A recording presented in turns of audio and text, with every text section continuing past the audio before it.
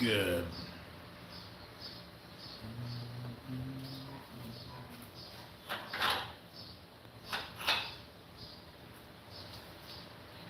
I'm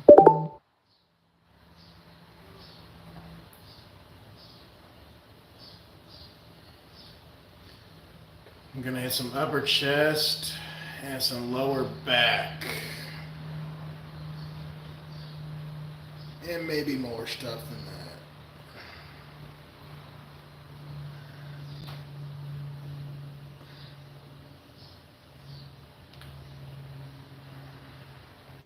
It's Tar Baby Yoda. Hello, sir. How you doing? I ain't been in the gym in a while. I had a 3-day weekend, so it would be a waste if I didn't take one day to train.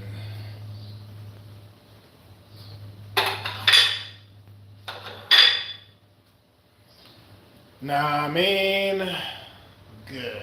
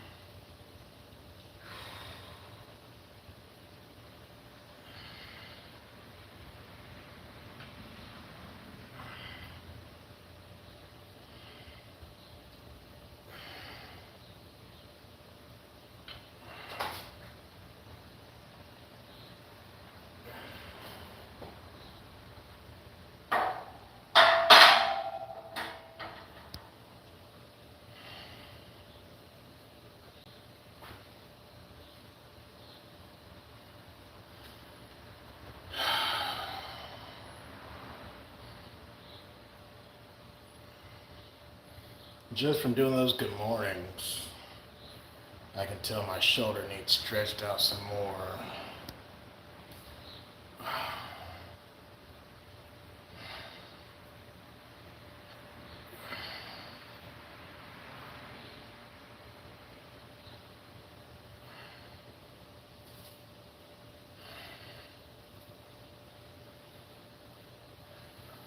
You want to be loose in the gym. Loose, loose, loose.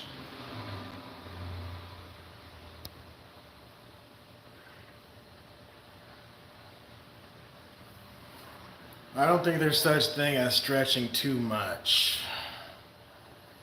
Now you can stretch not enough.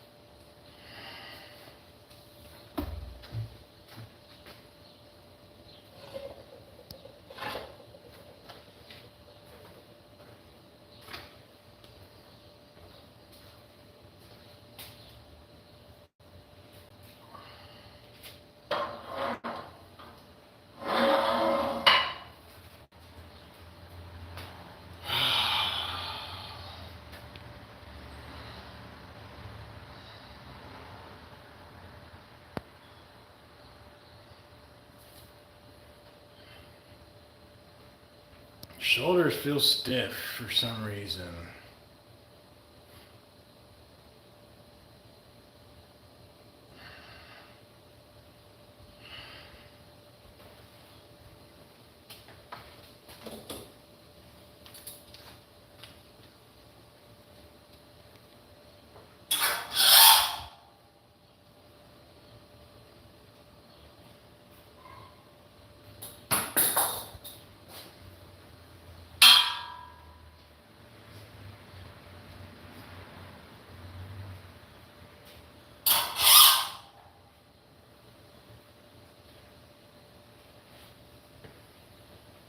All right, I'm gonna continue warming up with the 135 on the shoulder press slash incline bench press.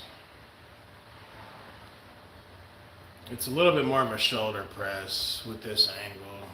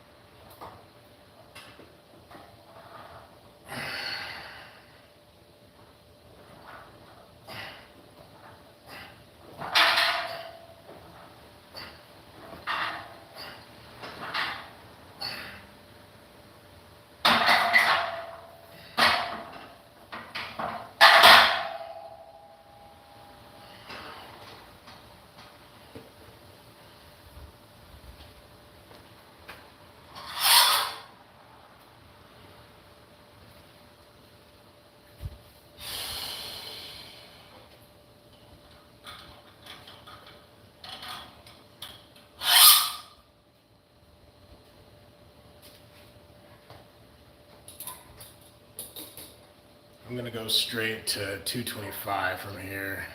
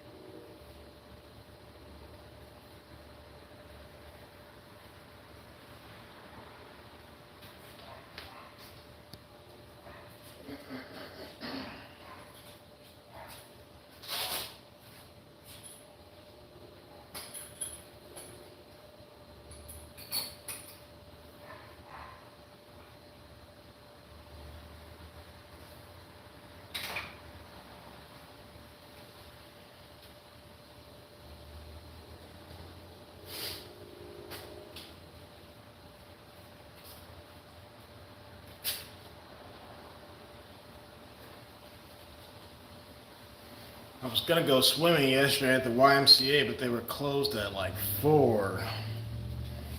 I'm like, what the heck? I forget the Y closes early a lot.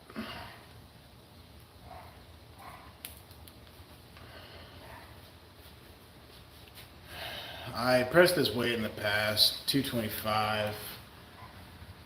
I even did 230 before for 1 rep.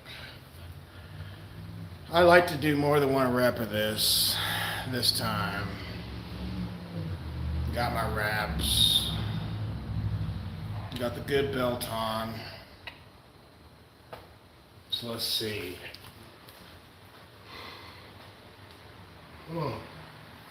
Excuse my yawning. I've been chillaxing this weekend. Didn't do anything but rest. And I'm enjoying it.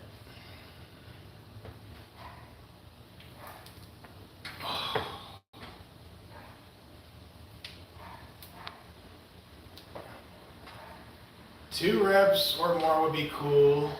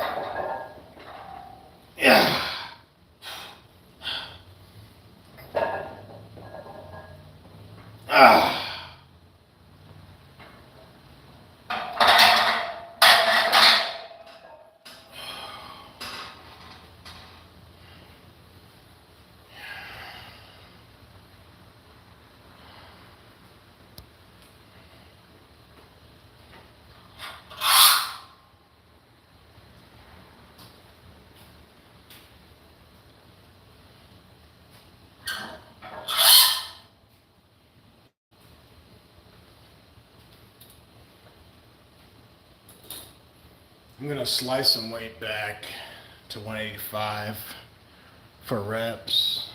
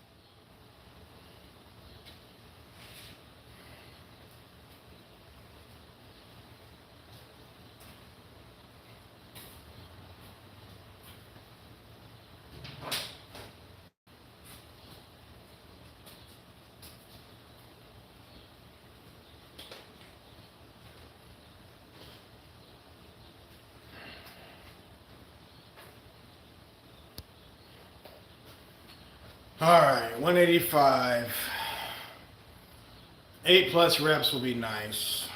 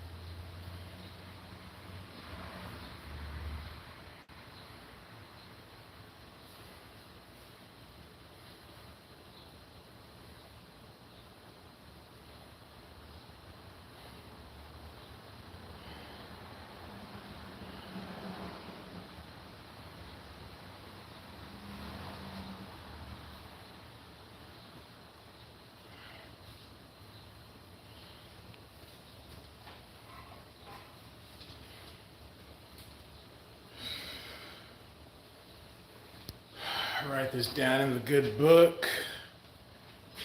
Oh.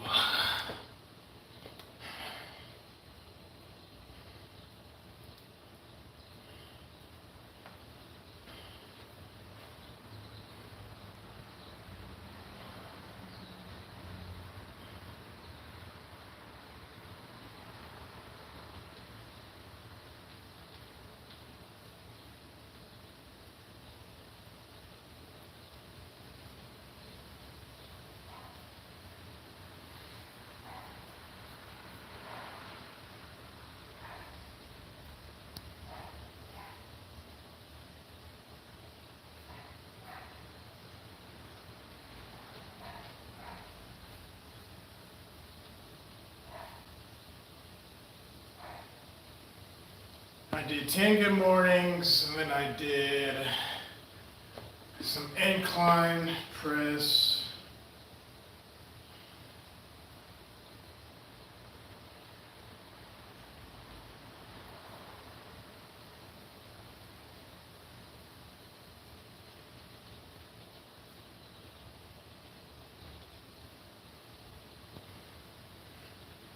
I did 6 reps of 135.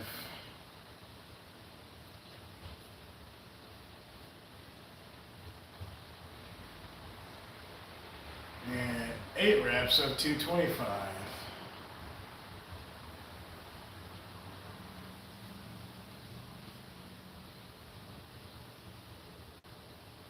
Or no, I did 2 reps of 225, then I did 8 reps of 185.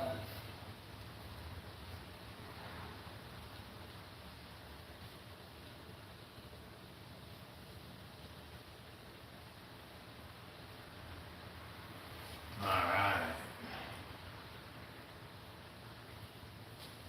Shout out.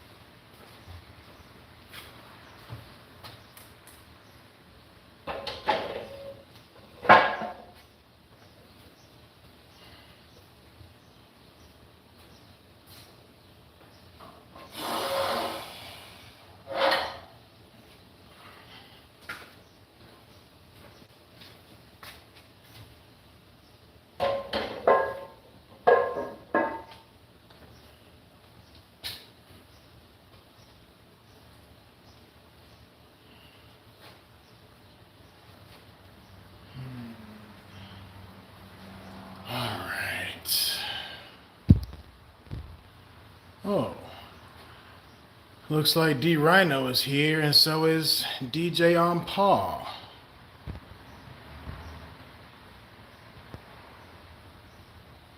Time for some ultimate peck destruction. Nice one. That's right, 225 is the magic number. You're right about that. Normally on the bench press, yes, but especially on the incline press. But normally, yes, the bench press. Chilling, watching Gregga do his thing. Too bad copyrights. I was thinking about that earlier. If I'm not going live, there's always music playing in here on my Bluetooth. So I know what you mean. It's a shame. Then again, I guess he would have to shout over the music. That too. If I'm doing a rep, if I'm doing a set, I would play the music. But then when I would talk, I would turn the music down, which is extra work, but I always have music playing when I'm training. If I go to the Y, I play my Bluetooth headset, but when I'm out here, I carry my little boombox. So yeah. It's funny you mentioned that because I was actually thinking about that earlier. Like, man, some music would be nice. It's a shame. I'm going to do another set of good mornings for my lower back.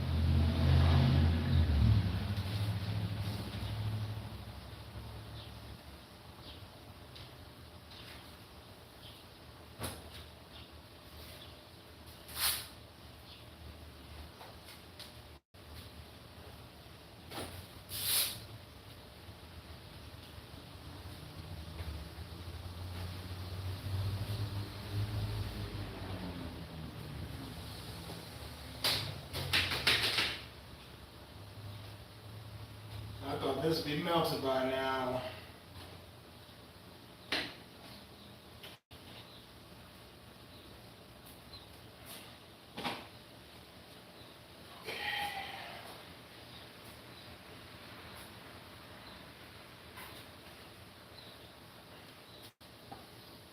So I looked at my sheet. I haven't hit legs and core in a while. I hit triceps the workout before last. I hit back not too long ago. So I definitely need to hit core and legs. So what I might do,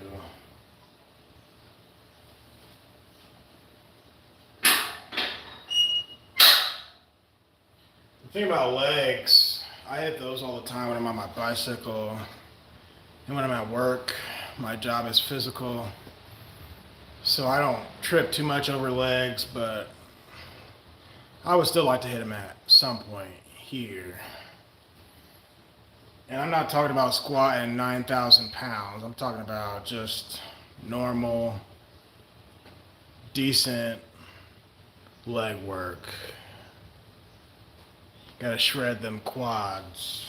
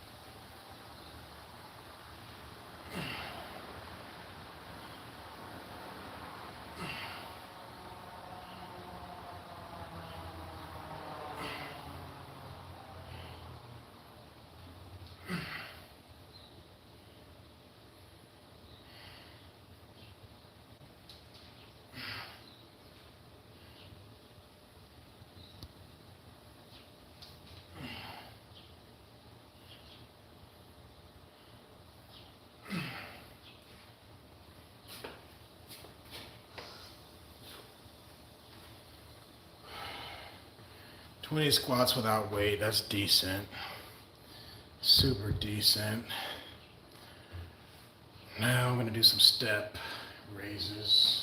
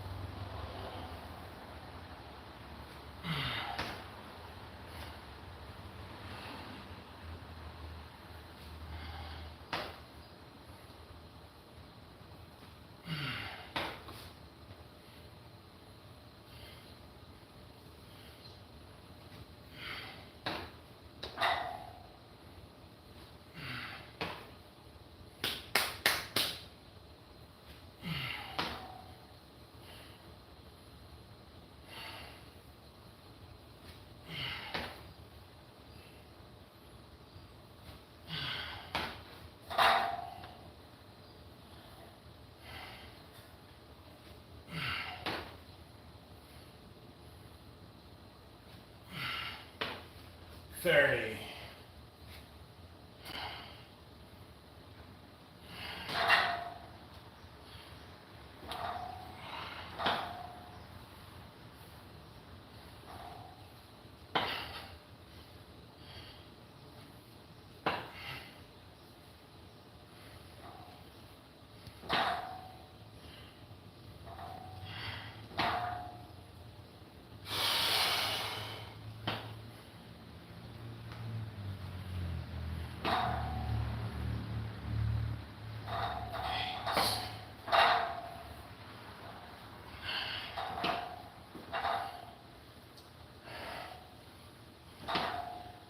This room is like a sauna. The hyperbolic time chamber.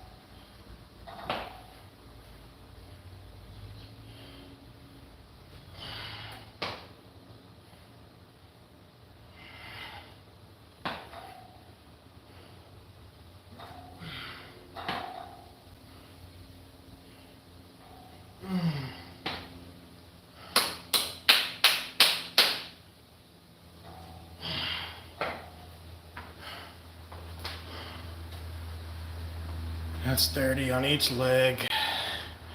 Normally I grab a couple dumbbells, do that holding the dumbbells. I'm not gonna go that far. It's already burning up, and I already got 30 reps on each side. So I think I'm decent, but I will do some calf raises.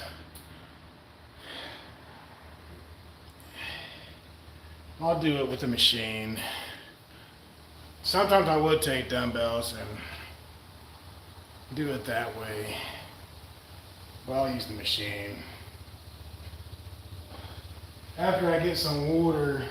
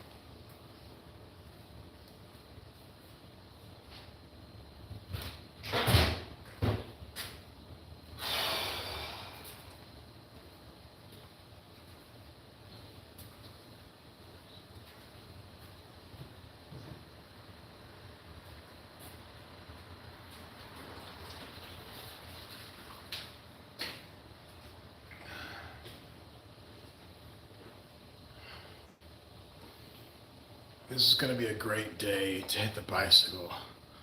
Also, it's burning up outside. My garage shows it's 90 in here, so it's supposed to be a high of 91, which is pretty close. So I'm probably going to smash my calves, hit some cord potentially, and then smash the bicycle. As hot as it is, it'll be beneficial. Sup? Get an AC unit. Maybe. There's a heater up there. I could turn the fan on to that thing. I kind of like it hot like this because I'm guaranteed to sweat more. And the more I sweat, in my mind, the more calories I burn. So it looks like I'm suffering in this heat, but I'm not. Let's see. Sci-fi guy. I'll make you a moderator. Standard. That's my brother, for those who don't know. Sci-fi guy 2094. What made you pick 2094? I know you were born in 94. So is your display name supposed to be 100 years after your birth or something? Alright. But yeah, I was saying, as hot as it is, I consider it a good element to guarantee I burn as many calories as possible. Okay, yeah. If I burn as many calories as possible, that's a plus. And then the bicycle will be a continuation of that. So yeah. Let's move over here.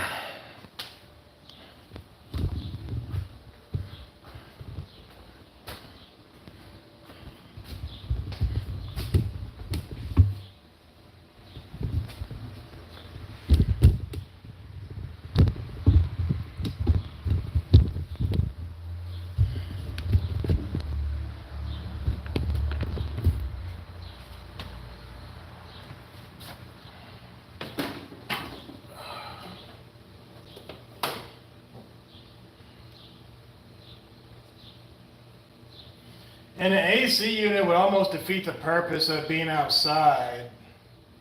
Because this room is like a dungeon, right? If the AC is on, I'll be too comfortable. It'll be no different from being inside the house. You know what I'm saying? You got a good shine going on, Gregga. DJ Paul calls me Gregga. So when I was in high school, I had a group of friends. One of them would call me Greggaga because it's Greg with two G's. So she'd say, it's not Greg, it's Greggaga. So, little fruit for thought. DJ Paul. Workout dungeon. Yeah, you gotta be in the dungeon, man. You don't want it to be a walk in the park. You don't want it to be a cakewalk. You don't want it to be a vacation. Like, this is the grittiness right here. Grittiness. Let me grab this towel first. It's summertime. I love sweating. Sweating is good for you. DJ Paul says I have a good shine going on. Yeah, man, all that sweating, that's good for your skin. It's getting your skin all lubricated. Yeah. I just made that up, but it looks good. It looks like you're putting work in when you're sweating. If you go to the gym and you see somebody just sitting there talking, not huffing and puffing, not sweating, not out of breath or nothing, that person ain't putting in no work. Zero. That person It's not making any gains. But if you're out of breath, you need water constantly, you're sweating, your heartbeat is elevated, you're making some progress. You're making gains, whether it be endurance gains or strength gains. Just saying.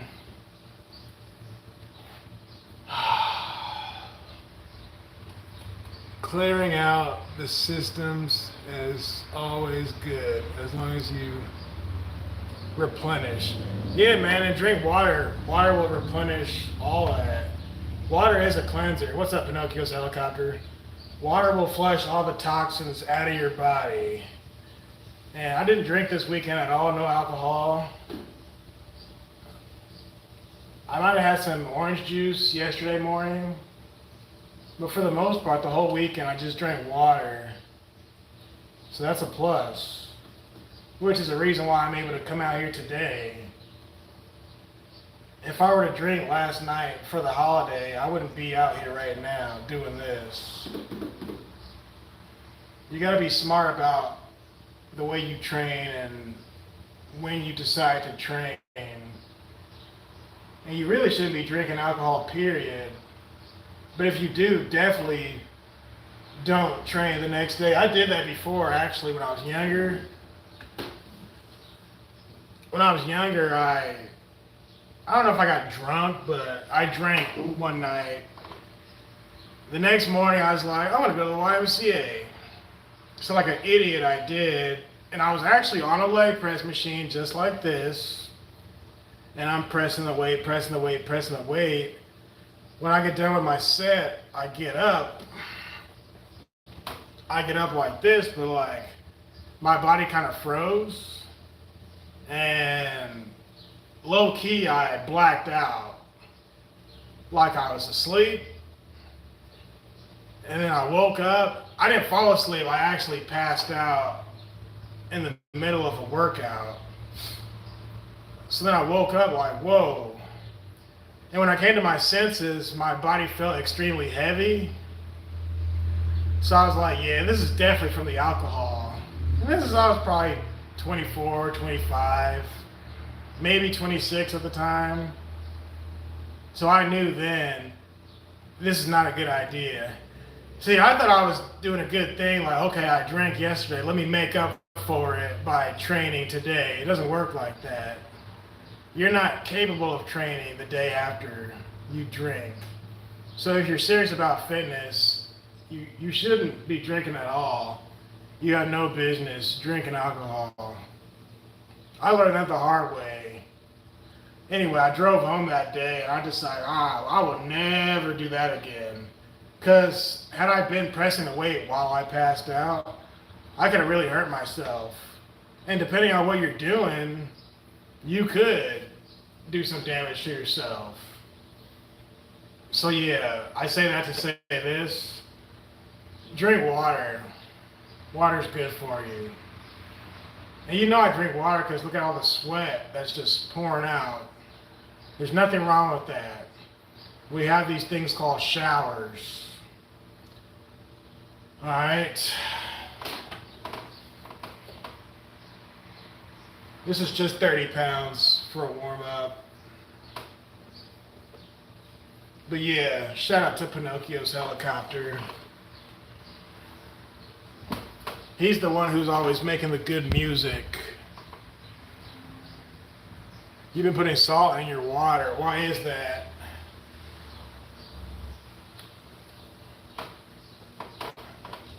I was told black people don't need all that salt.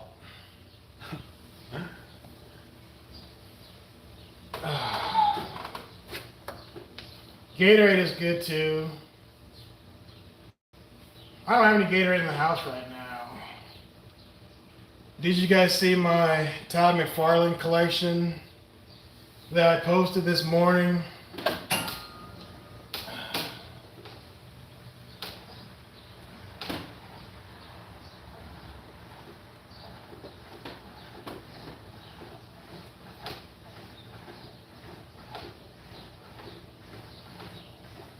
Nice little warm up.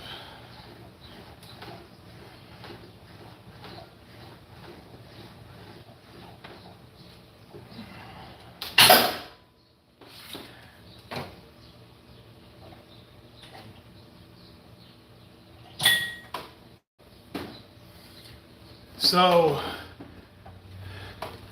I don't know if you want me to say your real name on the internet, but sci-fi guy, did you go swimming at all? Because I didn't. I stayed home all weekend.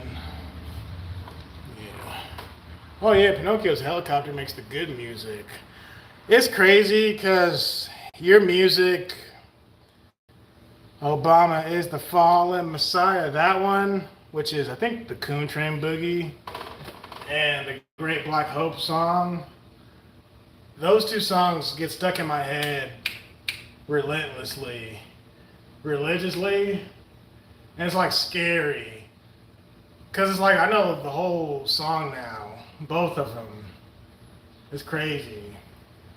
But it's like one of those songs will be in my head in the morning. Like, why is the song singing in my head in the morning? Went to see 28 years later. I don't know which one that is. Is that the dinosaur one? It sounds like that joint with who's old boy who plays Han Solo's son, Kylo Ren. It sounds like that movie with the dinosaurs. No, but yeah, your music, Pinocchio, it's really catchy. It's really easy to remember. It's good music. Forgiving your mama. Mommy, Africa, amazing. There's no such thing as racism. I grew up on a plantation. America is the best country on this side of heaven. You're living in your imagination. I got off the Democrat plantation. Our battle is a spiritual battle. Do you love white people? Do you love white people? What? Do you love white people? What the? I know we can find a way. That's the theme song. What's he doing over there when he should be over here? He's dead. My favorite part is Maxine Waters is the Wicked Witch of the West. What a mess. Do. Like 90 going north. Big Mama Michelle Obama ate all the ribs.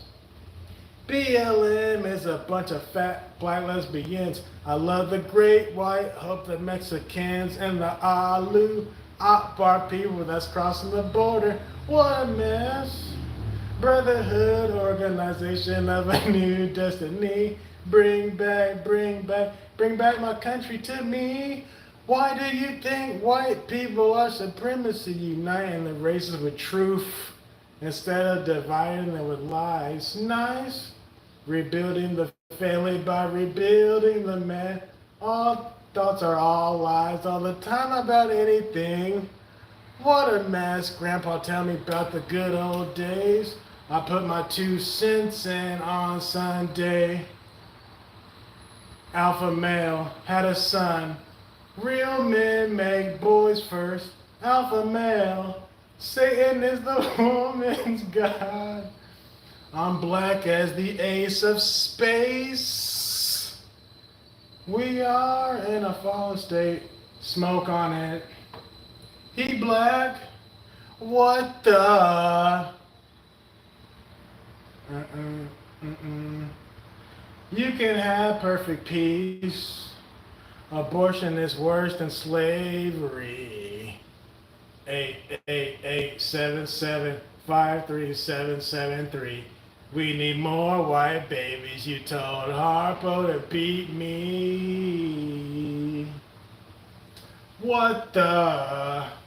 You told Harpo to beat me. That's good music. That's some dang good music. The Ace and Real and Straight Space. I call it the Ace of Space. You saw the video I posted.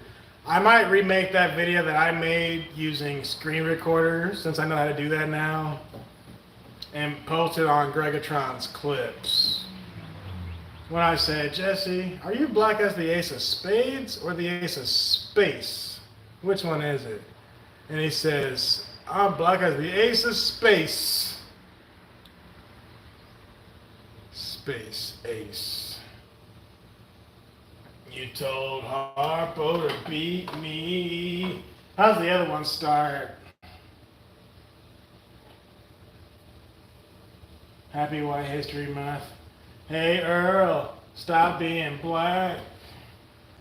I gotta run, Earl, because you're too dumb. Beta male beta. We're celebrating White History Month. It's in July. Do you know why? Because July just feels white. Amazing. Like Camilla Harris and Jasmine Cricket. The Pope is ticked. What measure of a man is this? Does this guy have Asperger's or something? It's a doozy. It's such a doozy. You're gonna slap your mom as long as you have fear. You'll never get worse. You'll just get better. No. As long as you have fear, you'll only get worse. You won't get better. Beyonce is not a country singer. All angry people are blind. They're asleep and don't know it. Anyone who has anger is something has fear. Anyone with anger is a murderer. No African drums beating in my chest. There are American guitars playing in my heart.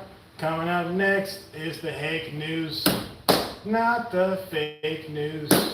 I love the Jews. I am 100% Republican conservative. I'm so far right that I can hardly see myself.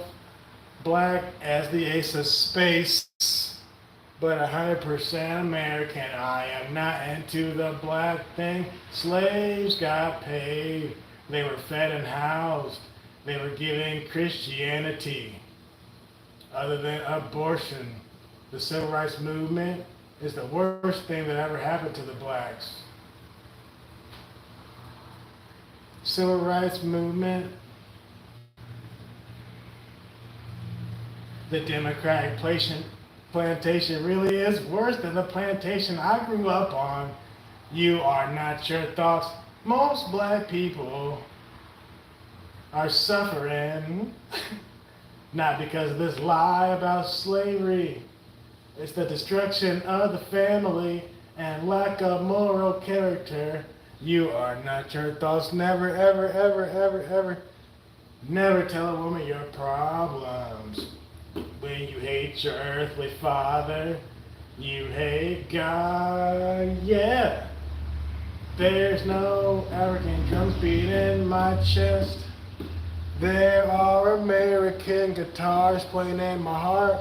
Coming up next is the hake news, not the fake news. I love the Jews. Yeah, I forgot the Jeffrey Dahmer part. I am 100% Republican conservative. I'm so far right that I can hardly see myself. Black as the Ace of Space, but 100% American. I am not into the black thing. Slaves got paid. Slaves got paid. If the Lord is willing and the creek don't rise, we're gonna have an amazing White History Month in July. Amazing. So far that I can hardly see. You should learn how to play that on guitar. Guitar Dude 777, whatever you call yourself now. Greg, if you get the machine all sweaty at the YMCA, who's responsible? So at the YMCA, you're supposed to wipe down your own stuff, but a lot of people don't because they're trifling. So the staff, they'll come and clean it, Now, Planet Fitness, everybody wipes down their own stuff. They're expected to there at Planet, but the Y, people be trifling, and maybe half of the people wipe it down. I try to wipe my stuff down just to set the example and to be courteous for the next person, because you don't want your stinking stuff on the machine after you're done with it, especially if a lady gets on after you. Now, what I will do, I'll keep the weight. Let's say there's a pin like this. I'll keep the pin where it was. That way, when the next person gets on it, they'll be like, damn, this is heavy. So I won't change the pin back. Now, if it's a leg press machine without the pin, where you actually put the physical weights on there, I'll take those weights off. Because that's just out of courtesy. But if there's a pin in that thing, I just leave the pin where I had it, just to show the next person, whoa, that guy was making gains before me. Which it actually might inspire that person, whoa, this person was pressing this weight. I'm at least trying to press this similar weight. It's like a inspirational illusion, you know. But yeah, it's kind of hard to see what you guys are. So, I keep forgetting your display. Okay, so Sci-Fi 2094. That's my brother, for those who don't know. So, Pinocchio's Helicopter, he's the guy who made the AI songs for The Great Black Hope. The Coon Train Boogie, I showed you that one before. And all those other songs. That's who this is. So since you guys are mods, check out each other's channel. Yeah, if you hoop and holler, you ain't no better than Jeffrey Dahmer. That's right. Yeah, do you guys remember when Jesse used to say, yeah, I remember that. And James, yeah. And you had mentioned that to me not too long ago. I remember that. He said some crazy stuff over the years. And he's to the point, I might have said this before, JLP is to the point where he doesn't care anymore what he says, because he's an old man. And he might retire next week or tomorrow or next year. He's to the point where he's so old, he just doesn't care anymore. Like, I was watching the Fallen State episode today, the most recent one, and he's like, this is the thing about JLP. Jesse will try to gaslight his guest into believing what he believes, because the way he words it, he'll say it like it's the absolute fact, like it's the absolute truth. Now when the guest says, oh wait, no, I don't agree with that, but he'll position the wording, he'll position the statement to where you almost have to agree with it. And if you disagree with what he's saying, he'll say, is it right to do X, Y, and Z? Or like when he says, were women created to lead or to follow? It's like neither. And I agree with the lady when she was like, they were made as a helpmate. So they definitely weren't created to lead, but they weren't necessarily created to follow either. But he'll do this thing where he's like gaslighting you into a corner to agree with you. And if you disagree, he'll say either, where did you get that from? Or you don't see that what I'm saying is the truth. But a lot of what he's saying is from what he sees. But not everybody sees things in the way he sees it. So at times it's hard for him to meet people halfway, because depending on who he's talking to, depending on the subject matter, they just don't see it the way he sees it. Because some people didn't grow up the way he grew up. They're not on the same political spectrum he's on. Yeah. But he knows how to like drill and dig into you, man. he will make you agree with some of them statements. Like when he says, are educated women, he says, is it a bad idea to marry an educated woman? Or he'll say, do educated women make for good wives and good mothers? And if you say, yeah, they make for good wives and good mothers, all hell breaks loose. And he won't let that go until you say, oh, okay, yeah, you're right. They don't make for good. But we live in a time today where the women are going to be educated, because that's just how the country is set up right now. And this ain't nothing recent. This been going on. So it's interesting. Like, whose fault is it? Who came first, the chicken or the egg? Whose fault is it that these women are executives and corporate bosses and all this stuff?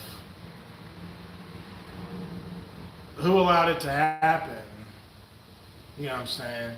Now, I've had female bosses in the past, and I still have one now, but in many cases, like let's say when I worked at a store, my boss was a woman, but she was the general manager, but the district manager was a man. So his whole thing was, well, if there's a strong man over her, she'll be fine. But what if the man over her is not strong? So it's interesting stuff. Like I see what he's saying. I agree with what he's saying. But for the people who don't agree, you can't expect them to agree, because they're not looking at it from the same lens you're looking at it. Like, let's say there's a woman who is educated, who has a job, who's married with a family. Today's women are not going to just drop their jobs to stay home. It's very rare. I know a woman, she did it. She got pregnant a couple years ago, so she quit her job and now she stays home with the baby. She does that because her husband is an engineer. But many women, even when their husbands do be engineers, many of them still don't want to stay home. That's the society that we've been taught in the last 20, 30, 40 years. So whose fault is it? There are men who are perfectly capable of raising a family with one income, but the woman simply won't allow herself to stay home in many cases. Like, I talked to women at my job, and they were like frowning upon that woman who stayed home with her kid and quit her job. They were frowning upon that. They were frowning upon it because they were jealous, because they're not able to do that. They're either single or they need two incomes, whereas this individual was good with just her husband's income. So low-key, they were jealous that she was able to quit and stay home, because no woman wants to work every single day. And the proof is, there's a lady at my job now, you can tell her good morning and she'll say good morning back, but she clearly doesn't want to be there. You know what I'm saying? She low-key has an attitude. Or if you say, like, if I say, how are you doing? She'll say, I'm here. And I'll say, well, I'm not asking, where are you? I'm not asking, what's your location? I'm asking, how you doing? And she'll just say, I just said, I'm here. So she doesn't really want to be there. Whereas men, it's up to us to do the nitty-gritty work. Not to say her job is nitty-gritty, but if I had a wife, I wouldn't want her working a 9 to 5 every day. And I noticed women get stressed much easier at these jobs. And when the going gets tough, the women get going first, and the men stay way longer than the women. So as far as this whole equality stuff with, well, men get more money, from what I've seen, women take more sick days, women take off work more.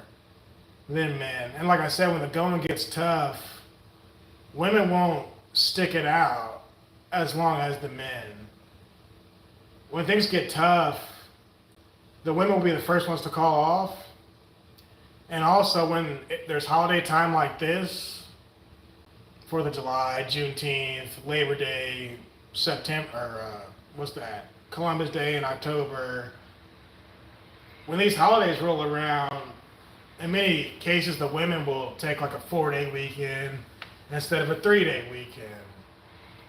So my point is, if I was married with or without kids, if I had enough money, I wouldn't want my wife to work, because work is a mess. The people you deal with are a mess. The job itself, in many cases, the job itself is not necessarily a mess, but it's the stuff you deal with on a daily basis. And even as a man, I can deal with it because I'm level-headed, I'm clear. But most of the women who I work with, they're not level-headed. They let their emotions run wild on the job, and they allow the mental stuff that's going on at home, they let that affect their work space, their work life. Which men do that too, but when a woman's going through something at work, this is deep. When a woman's going through something at home, when she's at work, you can tell she's going through something. Whereas if a man is pissed off at home, you'll never know it when he's at work, unless if he tells you. But the women don't need to tell you that there's crap going on at home, because they just display it with their little attitude.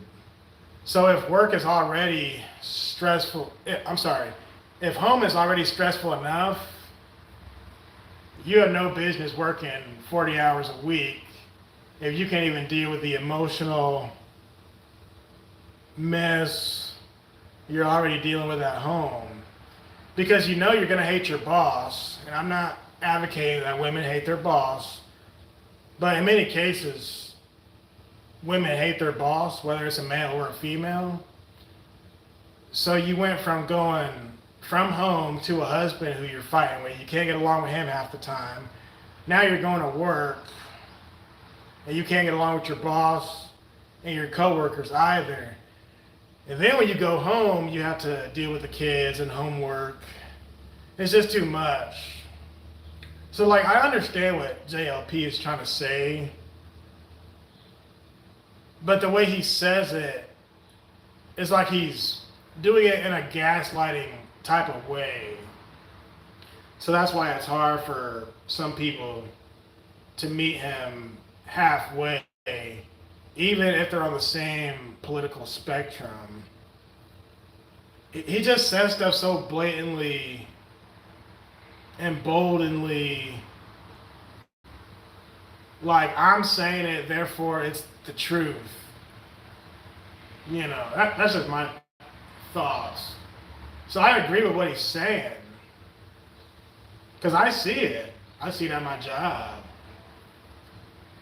What do you think about this? I saw it once or twice, I think. What is triflin?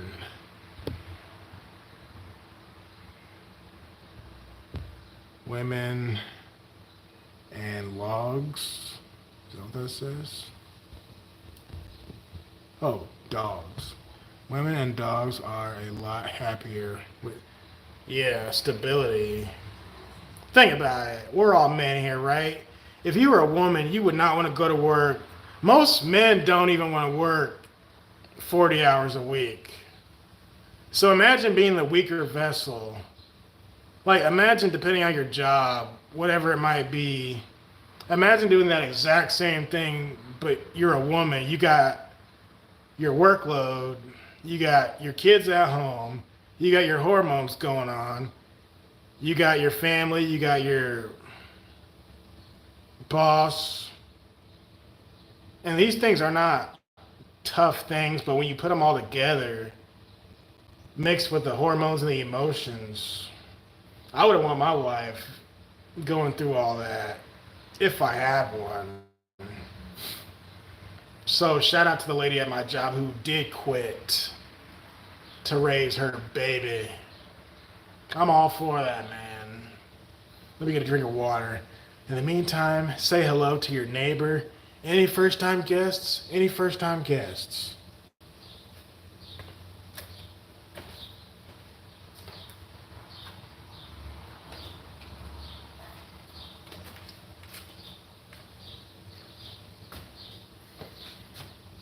Yeah, but I could talk about that for a minute.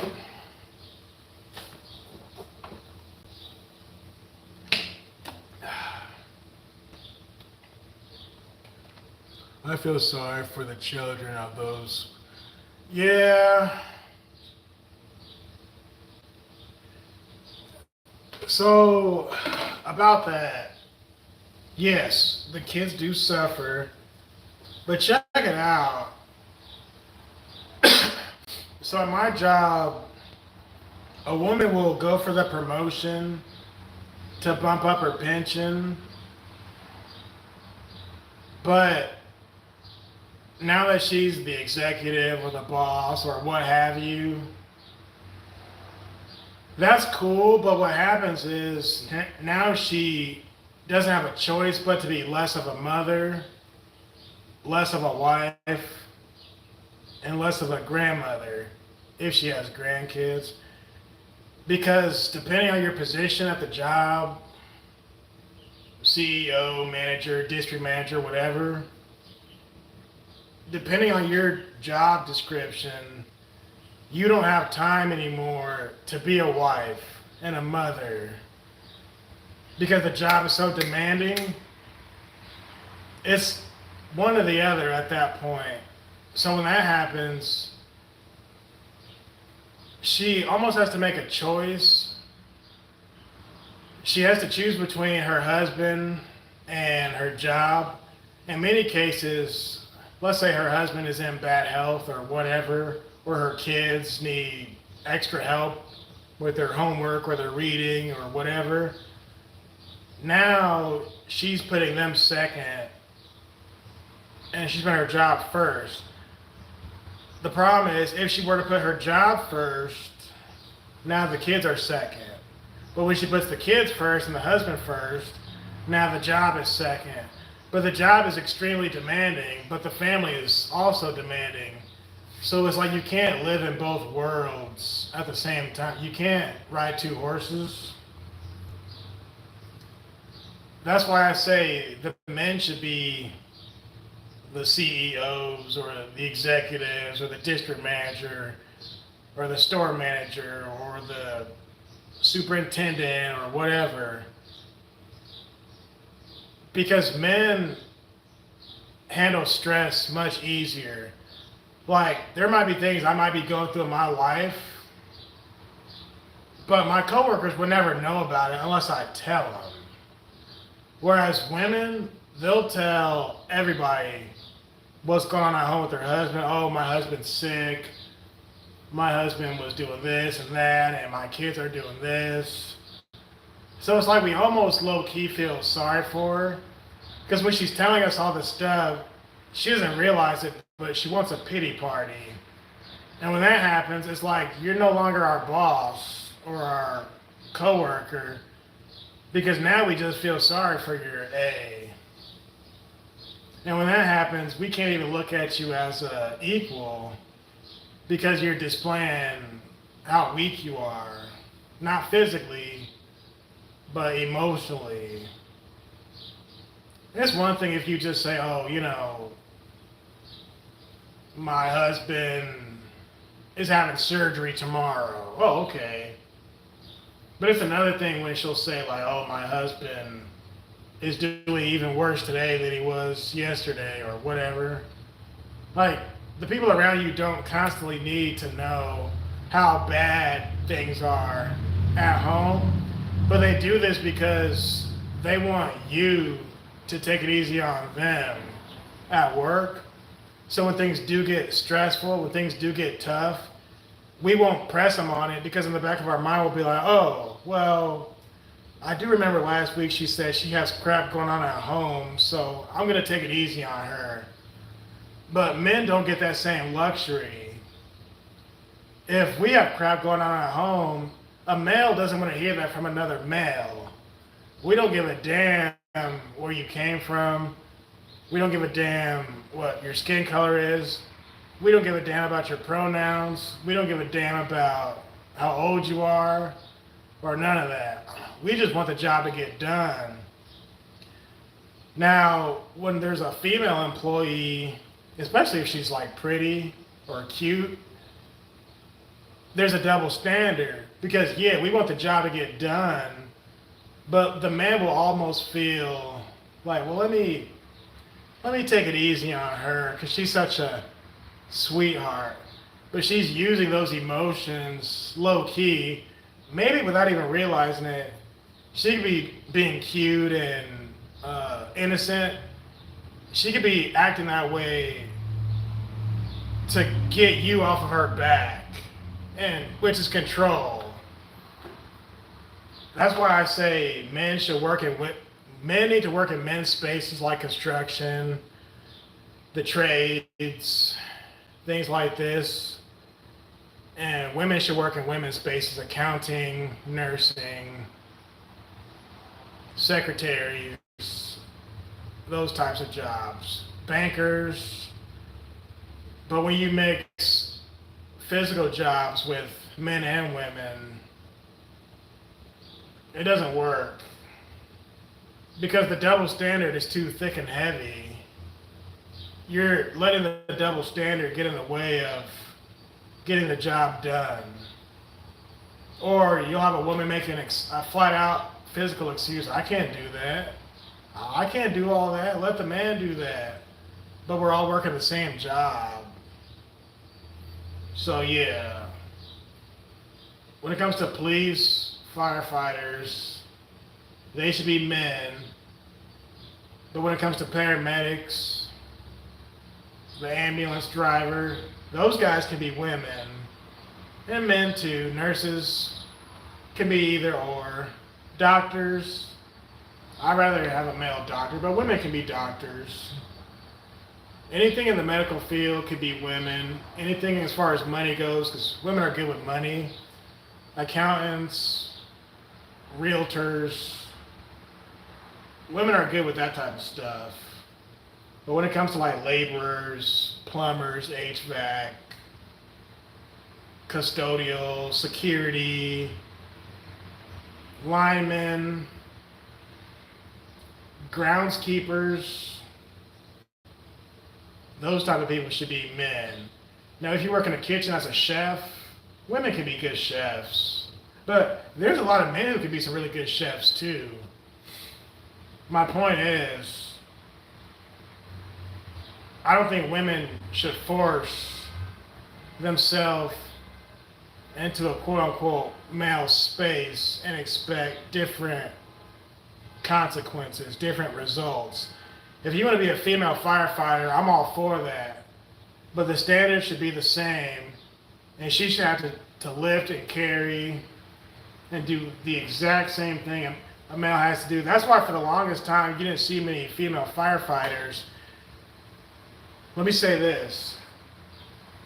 The hiring process, not the hiring process, but the physical requirements for the firefighters was way different from cops. If you need to be a cop, you need to be able to bench press your body weight,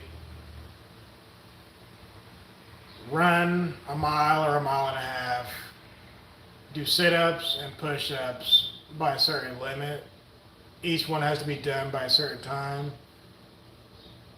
Whereas the firefighters, it was different because they have to carry a specific amount of weight, and it's not just their body weight. I think it was like a 200-pound bag or something. But if the woman's not 200 pounds, it's going to be harder for her to carry that bag because it's just a flat number. So that's why for the longest you didn't see female firefighters, because the standard was in place to where women physically just weren't able to do it. So now I see more female firefighters. I don't know if the standards changed or if they lighten up a little bit, but I do see more female firefighters. Whereas it's easier for a female to become a cop because she has to do the exact same thing the man has to do just by her body weight, opposed to the universal 200 pounds. But yeah, women should definitely not be cops and firefighters. It's too dangerous. It's too violent. I don't care if you're Olivia Benson, but women would make great paramedics.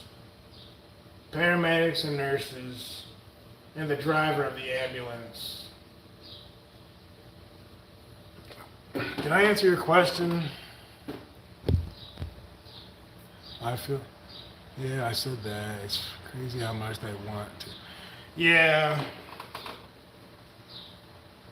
They think they want to be like men until they don't. They want these positions because they want the money and they want the power. But once they get it, they almost regret it because they see now, this is so deep. They see now what that man, the previous man who worked there, let's say a man retires from being the head honcho. Now the woman gets the promotion, she's the new head honcho. She thinks she wants that because she thinks she understands what he did simply because she was around him before he retired. But once her shoes are in those boots, she's like, whoa, this is a lot different from what I thought it would be. Now, all the weight is on your shoulders. The weight crashes down on your shoulders. And you're like, well, now I'm already in the quicksand and I'm stuck here. But in many cases, I think they regret getting that promotion because it's a man's job. And this happened to me, and I'm a man.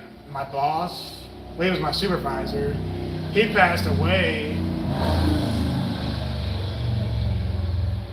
Motorcycles are out. So my supervisor passed away, and I felt the pressure on my shoulders when he died. So I applied for the job and I got it. But when I started working his old job, the pressure was on, man. And this is from a fellow man, from a man. But imagine being a woman with that. It wouldn't even be the same pressure, it would be extra pressure. Because you got the pressure of getting this promotion, but you also got the pressure of being the weaker vessel. And everything that comes with it, the emotions, the menopause, all that stuff, man. And if you say I'm bashing women, no, you can listen to, I think her name is Keisha King from the Chad O. Jackson show. She talks openly, she's in her 40s. Keisha talks openly about the menopause thing and how deep that stuff goes. So she's out here trying to make women aware of how crazy menopause can make a woman. So just add that layer onto what's already there, the normal workload and stress, everybody calling your phone, everybody sending you emails. Pinocchio, I don't know why a woman would want some of these jobs. If it's a headache for a man, why would a woman then want it? And if I was a woman, I wouldn't want. If I was a woman, I would let the man, hey, you can have that crap. You can keep that stuff. You know. And even as a man, I'm a leader of a department, but personally, I'm a better foot soldier than I am a leader. So I'm a leader, but I have a leader over me, he has a leader over him, and so on. But if it was up to me, I would much rather be a foot soldier than a leader. And I'm a man. I can lead when I need to lead. So when JLP says it's not in a woman's nature to lead, like, yeah, I get that. Because a lot of men don't even want to lead. Men lead because they don't have a choice but to lead. they're being called to lead. We don't just wake up in the morning and say, you know what, I want to be a boss of some company. No. You just move yourself up the chain. You go from one place to another, point A to point B to point C. Things just happen, and you rise to the occasion. That's how it happens. We don't just want to be bosses. But the best leaders are the ones who don't want to be a leader. That's a fact. You can clip that. That's deep. The best leaders are the ones who don't want to be leaders. One time I was at my job, and I wasn't at my normal location. I was at a different site, I guess I'll say. And me and one other guy, we're both in charge at the same time. We're both getting the same pay as far as being in charge. I can't tell y'all what I do for a living. Anyway, there's like four of us working together on this project. But the guy who was initially in charge, he was cool, but he was a little bit wishy-washy. And he's like 50 something. And I'm like 30 at the time.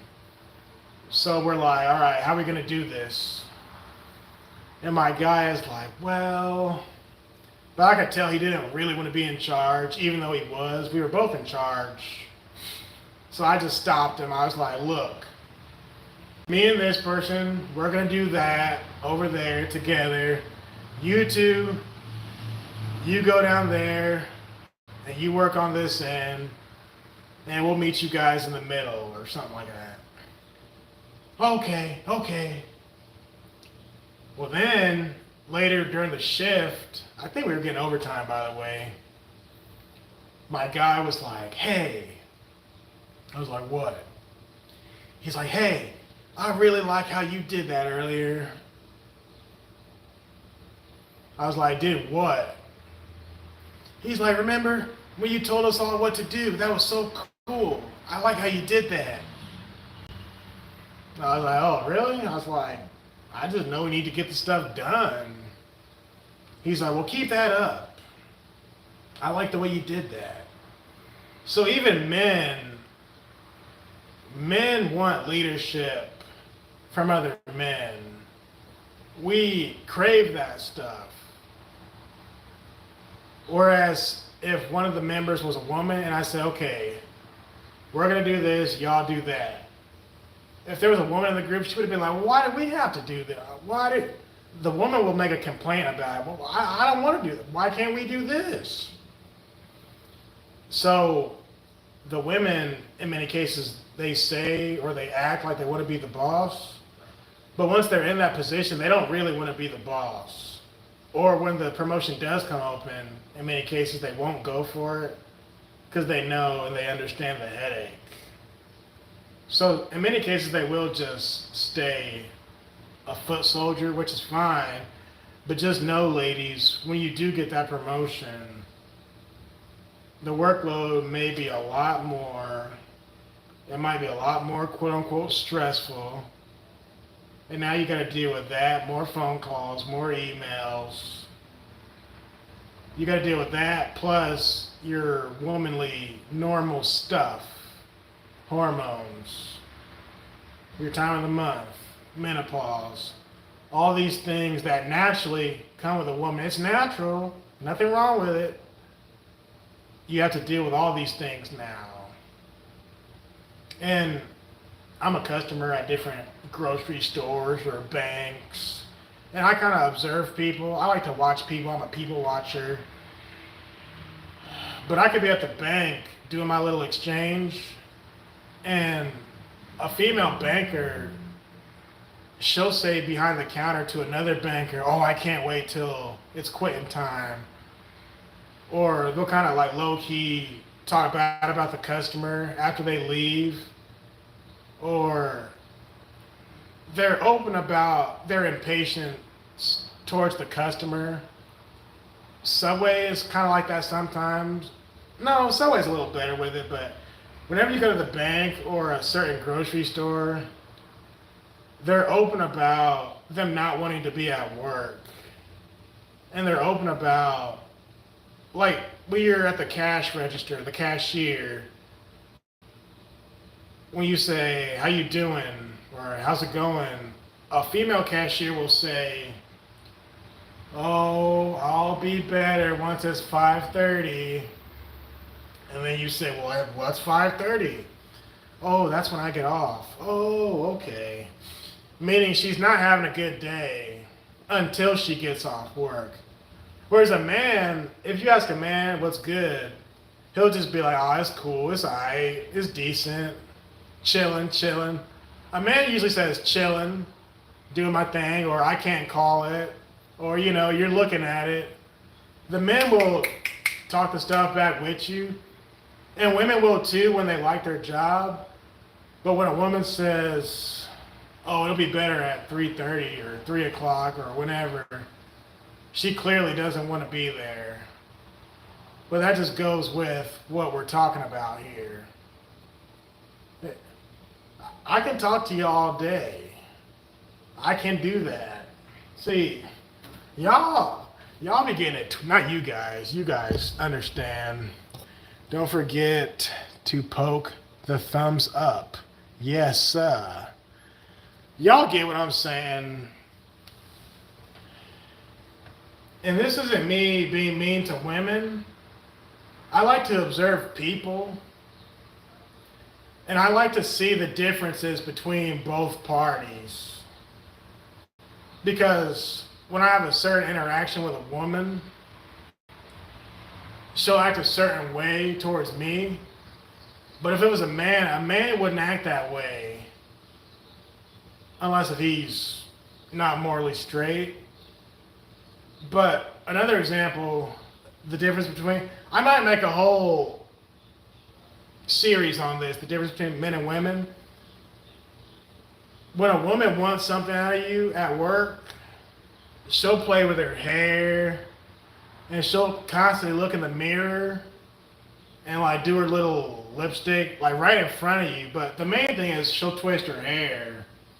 If she's cool, she'll just be normal with you, happily married woman, whatever, cool. But if she likes you, or if she wants to get something out of you, or if she wants you to take it easy on her, she'll play with her hair a lot, and she'll try to look pretty. Whereas a man, when a man is interacting with a fellow man, it's just normal talk. Like, hey, how's it going? Hey, how we doing? Oh, it's decent, not bad. Oh, okay, cool. But the women will make it about their personal life. Men, in many cases, we'll just talk about the job, unless if you got the men who talk about their personal life too. But I notice women will use their looks and their bubbliness and their private life, their home life, in order for you to cave in to them. Like, hey, Greg, can I have this done? And by the way, it's crappy at home. Like, why are you telling me it's crappy at home? I was going to do this for you regardless of if you told me about your personal life or not. But the women who do that, they can't help it. Like, they don't even... See, this is why I need to have a woman on this channel. Do you guys think that women intentionally are trying to manipulate you into doing what they want you to do? Or do you think they're just doing it subconsciously? I think they're doing it on purpose for the most part. But in many cases, I do believe they don't even realize they're doing it. Like one time, this one woman, I kind of low-key called her out because I was introducing one of my guys to her. Oh, this is so-and-so. And we get to talking, and I said, oh, yeah, she'll do this thing. And she's sitting right there. I said, she'll do this thing when she plays with her hair.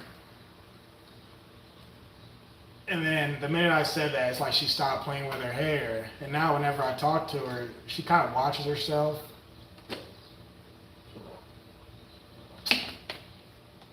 So I think stuff like that at times, it was subconsciously, she was subconsciously manipulating men. Now, had a woman been talking to her, hey, we're talking about the difference between men and women. Check it out. If a woman was talking to another woman at the job, do you think she's going to be playing with her hair like that and flinging it and all that? No, because she knows she can't manipulate and control a fellow woman in the same way she get the man to do it. And that woman who she's talking to will know what she's doing because she too is a woman, and she'll know the game because they've been doing it. I'm glad you're here, actually, Terry, because I just mentioned, no, you just made her aware of her mess. Okay, so right before you jumped in here, I can manipulate. So you manipulate other women? How? So when you're at work and you're talking to a man, do men ever feel, oh, I need to make sure I do this for Terry? Not just because it's my job, but because it's Terry who's asking me, because she's pretty and she has good hair and all this stuff. With my female, with my feminine wows. Is that a spell check? Like, let's say you move furniture for a living. This is deep. See, this is why I hate going live, because we just get into some deep conversations. I don't hate going live. I'm just using the word. Let's say you move furniture for a living. No, the men at my work don't care. So they don't care that you're a woman. They don't treat you special. Okay. But do you ever ask for something at work and you don't realize you're manipulating that man at work? Or have you ever in the past asked for something because you wanted something done, but you used your femininity to push the issue even more? Not like saying, oh, because you're a man, I need this done, but have you ever seen a woman specifically act cute and promote her femininity in order to get the man to do something quicker? Excuse me, I know you work from home. But I know you've seen some stuff at your job before. I'm sure they do to a little degree. People help me because men and women cater to me. Yeah. But, so how do I set this up to where y'all can call in? Do you need like StreamYard like what you have? Because there's another option on when I go live. It'll say like screen share or something. Because I thought about screen sharing, but I don't know how to go about. Is it just as simple as hitting screen share and then you guys can... This is just strictly on YouTube. There's nothing I'm on, but I was wanting to talk to a woman about this. Because I know at my job, it happens. Not like all the time, but when I see it, I definitely notice it. Like when and this might just, not to toot my own horn, I know how I look. So if I'm talking to a specific woman who quote unquote likes me, she'll definitely push her femininity onto me. Whereas if it's just a woman who I'm cool with, she's just normal. Oh, hey, how you doing? You know, give them a side hug or a little high five. Hey. But when it's the ones who like you, they always twist their hair. Now, there are some men who are weak, who they'll cave in regardless of if the woman likes him or not. He'll just be a simp and bend over backwards for her. That's not what I'm talking about. I'm talking about when a man is just acting normal and then the woman goes out of her way to be, hey, like that. Is there any way you can get this done by such and such time? And then she starts telling you about her personal life. Why are you telling me all this if you just need this done by this time? You know. But you're saying women do that with other women too, huh? And I'm not talking about these two women, one of them being a lesbian. I'm saying if there's a straight woman who needs a favor done by another straight woman, the straight woman who's doing the favor, she's not going to fall for the other straight woman's BS. Just like two straight men, we wouldn't fall for that. Now, we'll do a favor for one another, sure. But when one party has a crush on the other party or is low-key attracted to them, that's when the extra feminine pheromones come out. Does this make sense? Do y'all understand what I'm trying to say? Do y'all get this?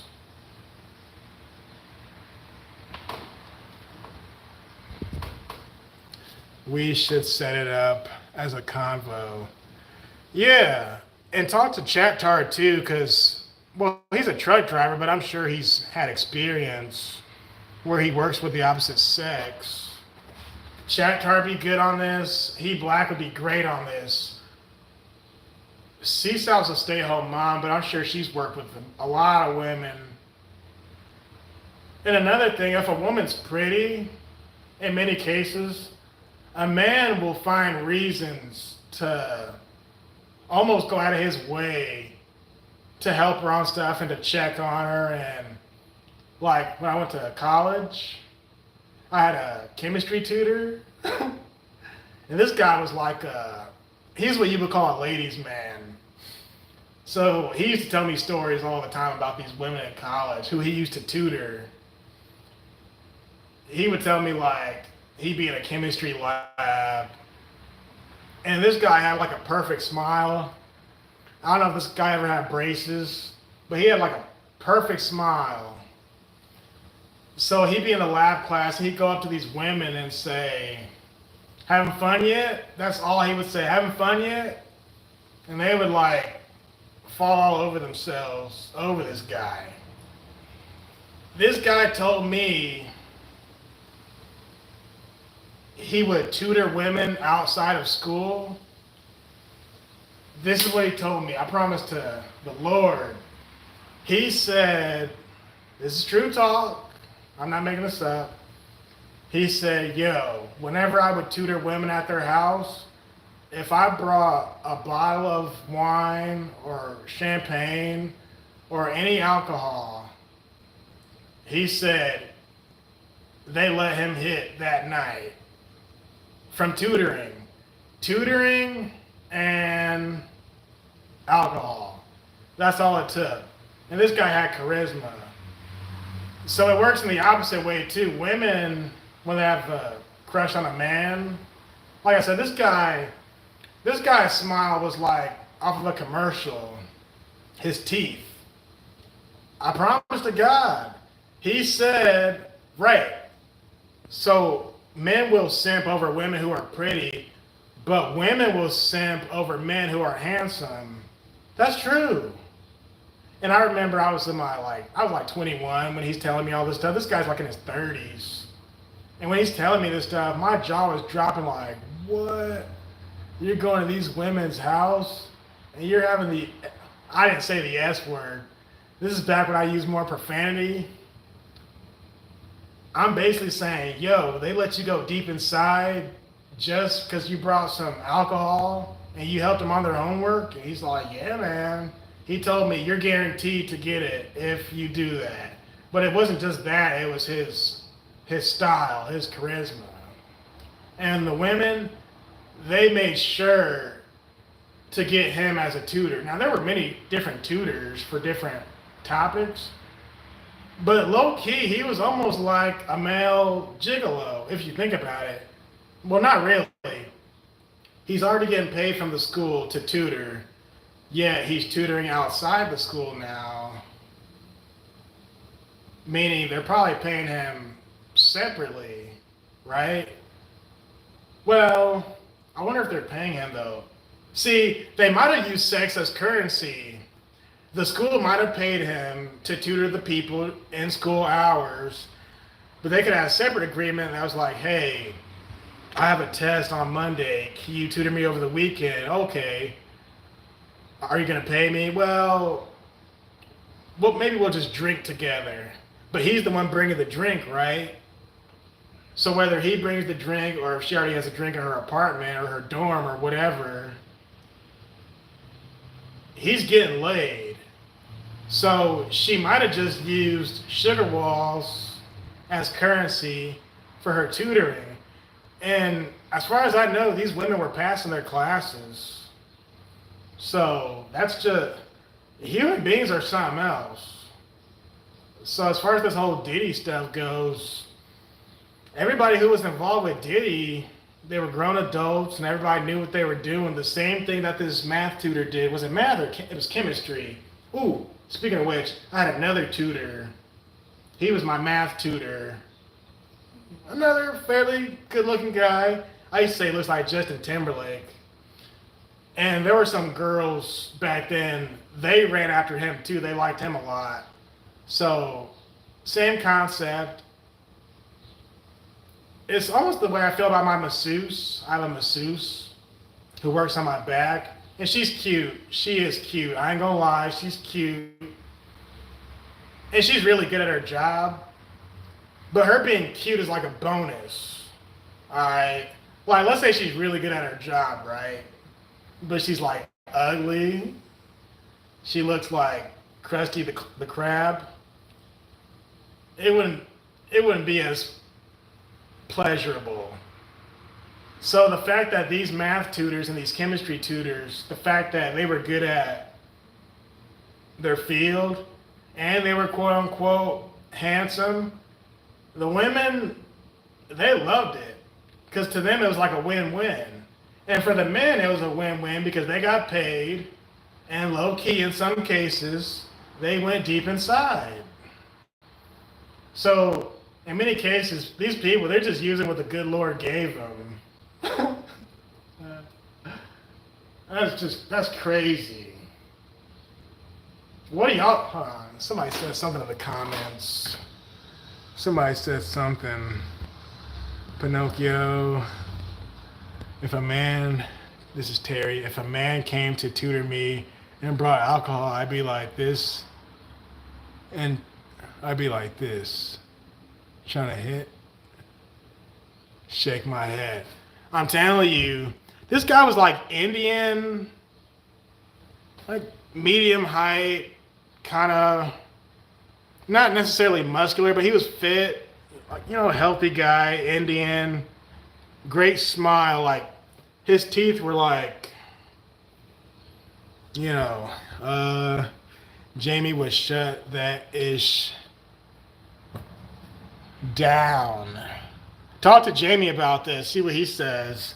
Jamie knows what I'm saying is true. It sounds like the dude was just trying to get you in the mood for... I don't think so. Because the school, that was his job. His job was to tutor people, both men and women. So he couldn't control who his clients were. Now, when they hired him outside the school, now it's a different animal.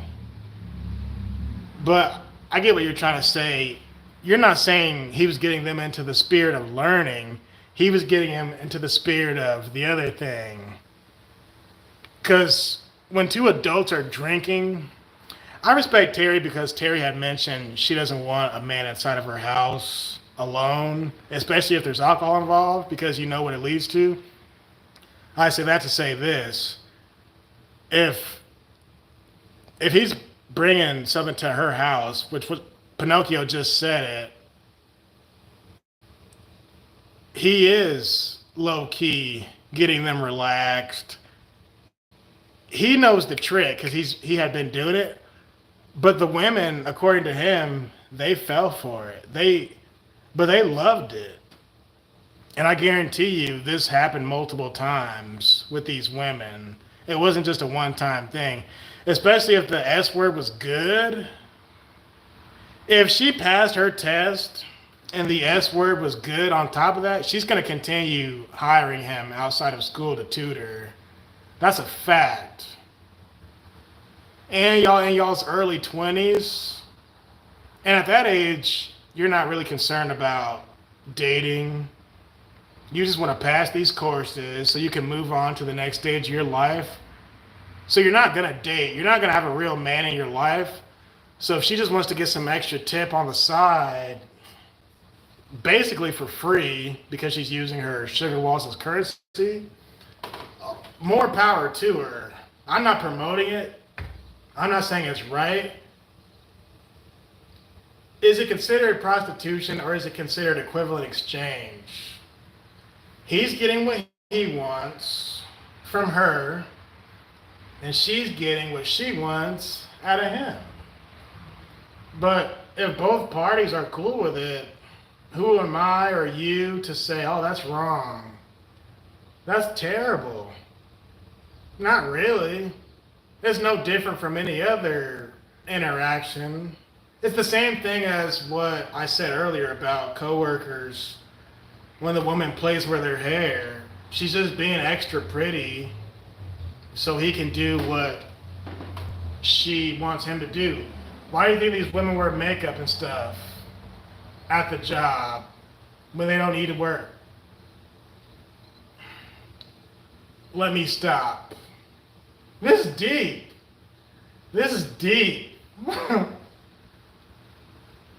Check this out. Me and my brother and my sister, we went out to a bar a couple weekends ago. And I don't dance. I do not dance. I can't dance if I try. So, me and my brother and my sister, I think all three of us, were in like the front because there's a band playing. And this is a damn good band.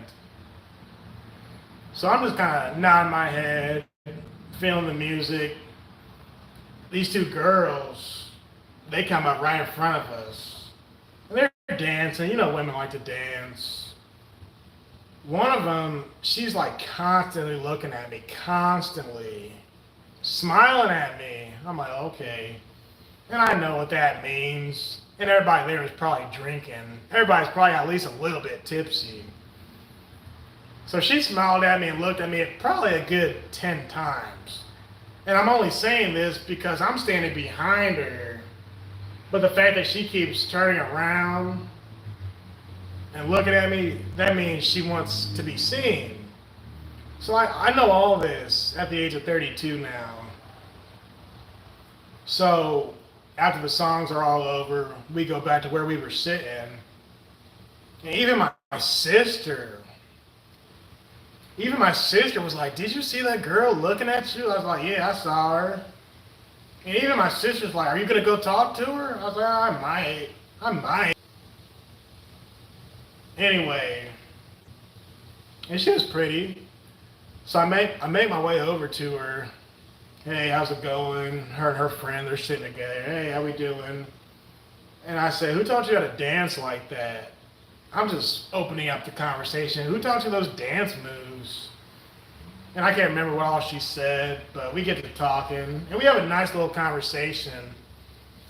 I try to get her information, and she's like, oh, no, I'm married. I was like, oh, okay, I didn't know that.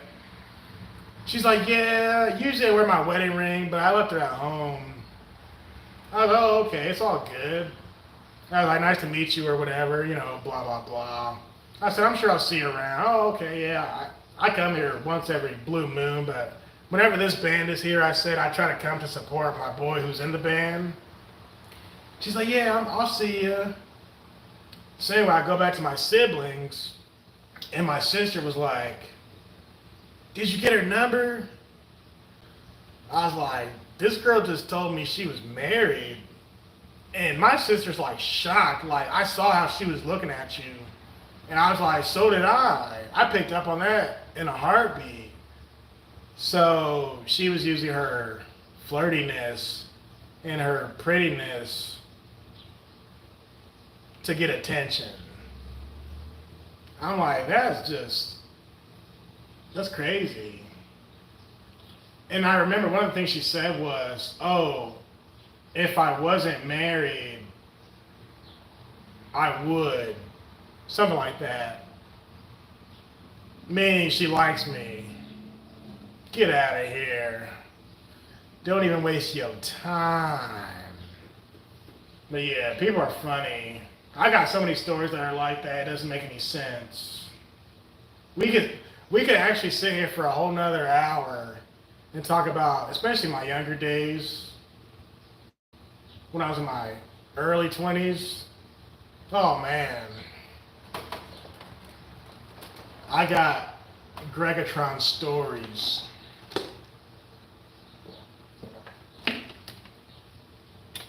Fun times. Oh yeah. And then she was feeling on my arm and stuff. Why are you feeling on my feeling on my forearm? Why are you feeling on my arm? You married. And her friend who knew she was married the whole time, her friend was just looking like the whole time. So, and her friend didn't interrupt or nothing, but her friend knew she was wrong. So I'm curious, when I left, did her friend say, why are you flirting with that man knowing you married? You know. Or maybe the friend wanted the attention, but she didn't get it because she wasn't giving the attention out. And I'm to the point now, I only talk to a woman if she looks interested in me. I don't go chasing these women. That's the only reason why I talked to a girl, because she was giving me signs. Hey man, y'all don't want me to preach today. Yeah, that's real talk. Young men, don't be chasing these women. Oh, real quick. Damn, this deep. So I went out to a restaurant a couple weeks ago. It's a Chinese restaurant. And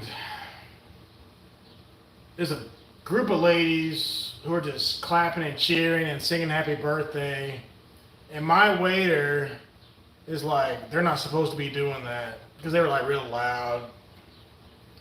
I said, do you know them? He's like, no, I don't know them, but they shouldn't be doing that because they were loud. I was like, oh, okay. Anyway, after I get my food and leave, I see some of those ladies in the parking lot, like 2 or 3 of them.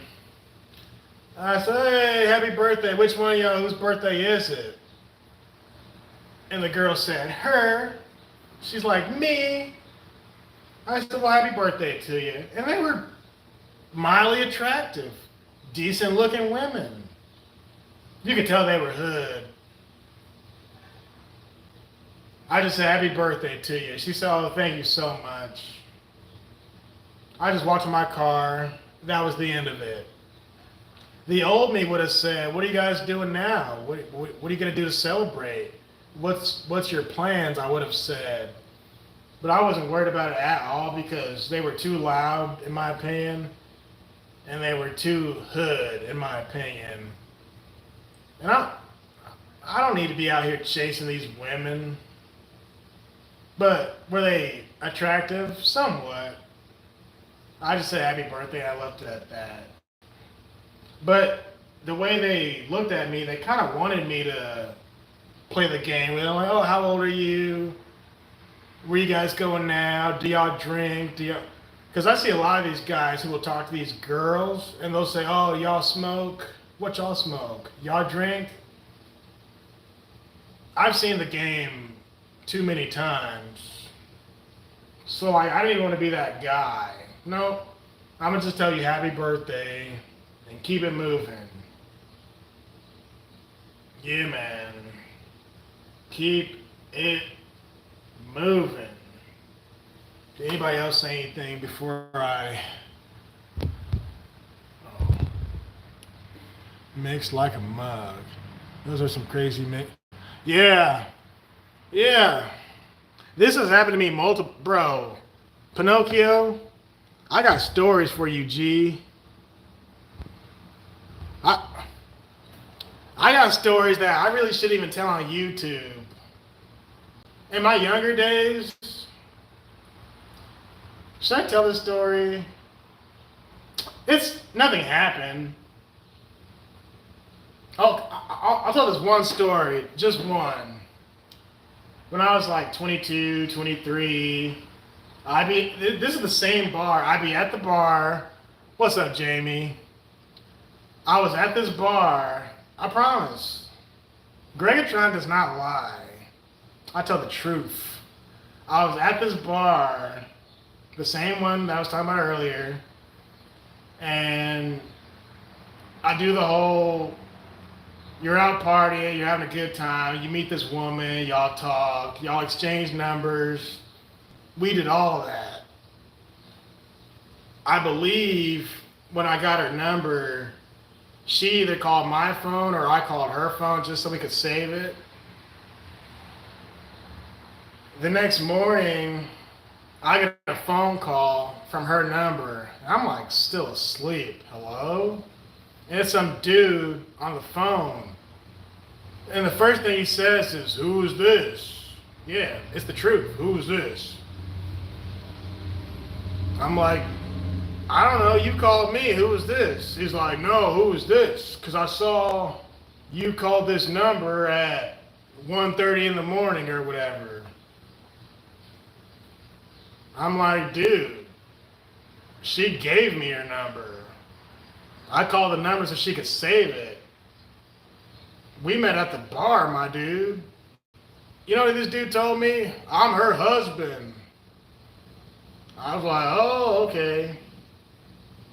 I'm like, "Well, she didn't tell me she had a husband, buddy." But he was like mad at me.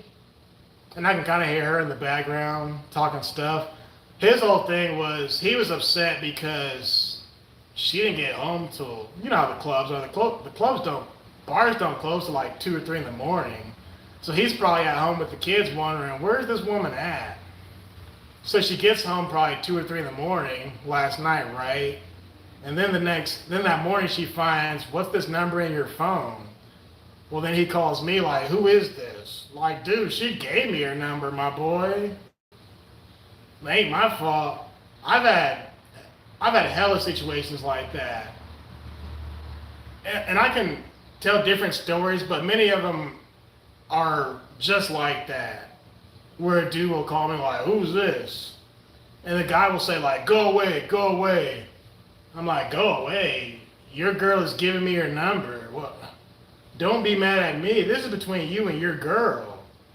You need to put your girl, I don't want to say a tighter leash, because you know how that sounds. You need to check your woman. If you're a man who's in a relationship or a marriage, your wife has no business going to the club or the bar by herself.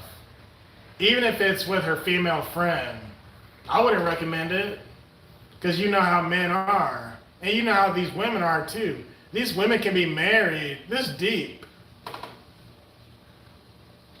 These women can be married, but they do not care. They might not cheat all the way, but these women, they enjoy the thrill of, oh, I could have got him if I wanted to get him. Oh, I still got it. Oh, I still look good. Oh, if I got his number and called him, he could have came over. Like, they just like knowing they still got it. So man, don't be mad at me. I got so many stories that are just like that. Just like that. Like, I had a girl who, she used to be my banker. And I'm talking to her at this club. I was like, hey, you remember me? I used to go to such and such bank. I still go there, I said, where'd you go, you know? And she's like really uptight. And she's like really stiff. And she's acting like she doesn't even know me. She doesn't recognize me. And I'm thinking, something's wrong here. Like, what's going on? She was acting like real funny. Because whenever she worked at the bank, she was like real bubbly and sweet. Anyway, this dude comes out of nowhere. Who are you? I was like, oh, what's up, man? I'm Greg. How you doing? Can I help you? I was like, no, man, I recognize your girl from the bank. I used to go to such and such bank. And he's just like, and he's looking at her like she's doing something wrong. And then he's looking at me. But the way she was acting, like she wanted nothing to do with me because of the way he acts, her boyfriend. So now I'm putting two together like, oh, okay, that's what's going on. My whole thing is, why are you acting like this at the bar with your girl, knowing we're in a public setting when there's 100 people, and the town I live in isn't like a big town. Everybody's gonna see everybody at some point. But he was acting like a little punk because he was acting like he didn't want me to talk to his girl. I'm like, dude, I'm just having a conversation. Like, I'm not even thinking about her in that way. Yeah, you might remember this story, sci-fi guy. Like, why are you talking to my girl type stuff? Like, dude, we're at a club and it's the weekend. You think no one's gonna know who your girl is? She's pretty. She was pretty. But I can't talk to your girl now? Like, someone tells me he was insecure because he thought maybe she was doing stuff behind closed doors that he didn't know about. But chances are he was doing the same damn thing he was potentially accusing her of doing. But my whole thing is, dude, someone's gonna talk to her in this. I was about to cuss. Someone's gonna speak to her. Like, I can't speak to her now. It's not like I was just hitting on her. I wasn't hitting on her. I know her from her job because I used to be a client at the place she worked at. So if you're that insecure, my boy, you guys should not be out in public, in the general public, because that's not healthy for either of y'all. So now, this is deep. When y'all go home, y'all gonna drive home, and he's gonna be like, what was that all about? Who was that guy? And because he's so weak and beta, she's now gonna have to explain her side of the story to him, even though there's nothing to explain. He's just some guy I know from my job. He was a client. But due to his insecurity, now she's going to feel the need, oh, I don't even know that guy. He said he knew me, but I don't even know him. He was just, you know what I mean? But you don't even need to explain yourself. That's stupid. Women, don't get with men who are weak like that. Women, if you're in a relationship with a dude and he's, where were you at? He's like that. Or if you guys are out and about and a man speaks to her and you feel insecure about another man speaking to your woman, ladies, that's a red flag on your part, because that shows the man who you're with, he's too weak and insecure to deal with the people who are around you. Because ladies, you're going to deal with men and women in your circle, whether it be your job or wherever. So if he can't deal with that, you have no business dating him. Because women are going to have associates who are men. But if that man, if her boyfriend thinks every man who she comes in contact with is the wrong guy, that means you don't trust your lady. This is so deep. This is deep. What do y'all think about that? I'm over here getting deep. Yeah, he is a moron. You're right. She got beat. Yeah. And she got beat because those two decided to go out and some random dude had a conversation with her. That's so stupid. I don't even know what to say to something like that. Of course he's insecure. His wife's cheating on him. Maybe he'll get used to it and not be insecure in the future. But yeah, he probably did beat her. It's possible. It's possible. Ooh, check this out. I went to a birthday. No, it wasn't a birthday party. Well, I'm not going to say. I went to a party last weekend, and there's this lady who recognized me. I'm not going to say how she recognized me, but we have a conversation. We put two and two together that we know each other through mutual people. Obviously, we know each other through the host of the party, but we find out we both low-key used to work in the same job, but just at different times. Anyway, we're having a good conversation. And her man was sitting like right next to her. And she didn't even introduce me to her man. This guy was so weak and pathetic. He didn't even like establish his dominance as this is her man. So throughout the evening, he's like getting her drinks and stuff and finger food. But he finally spoke up and said, oh, blah, blah, blah, blah, blah. He starts talking about himself to make it look like he's important. But I'm like, oh, okay, cool. And I wasn't being rude, like, I wasn't being a jerk to where I'm only going to talk to her. I talk to him now that he's talking to me. But in the beginning, she reached out to me in the conversation. So I talked back with her. But it only took so long for her boyfriend or fiance, whatever this guy was. Now he's talking to me too, so he wouldn't feel left out. But I'm like, if this is your man, why wouldn't you introduce me and say, hey, Greg, this is my fiance. Let's just call him Richard. So low-key, that's disrespectful to her. But it's also weak on his part. Because he was like quiet as a church mouse. Yeah. So that's kind of disrespectful. Because it kind of looked like she didn't even like this dude. Like he was like a simp. But here I come, this big swole brother with muscles and stuff. And he was like intimidated by me in that way. So he finally started to speak and jump in the conversation and whatever. I pick up on that stuff. So I'm thinking, okay, so when they go home, he's probably a simp. And she's probably running the show. And she does most of the talking, and he does most of the listening. I mean, before y'all get married, y'all need to pick up on these things. I swear y'all need to pick up on this. Like, take Terry and Jamie, for example. If Terry and Jamie are out about in public, and if Terry sees her male coworker or whatever, the first thing she should say is, hey, let's say his name is, let's just say Jeff.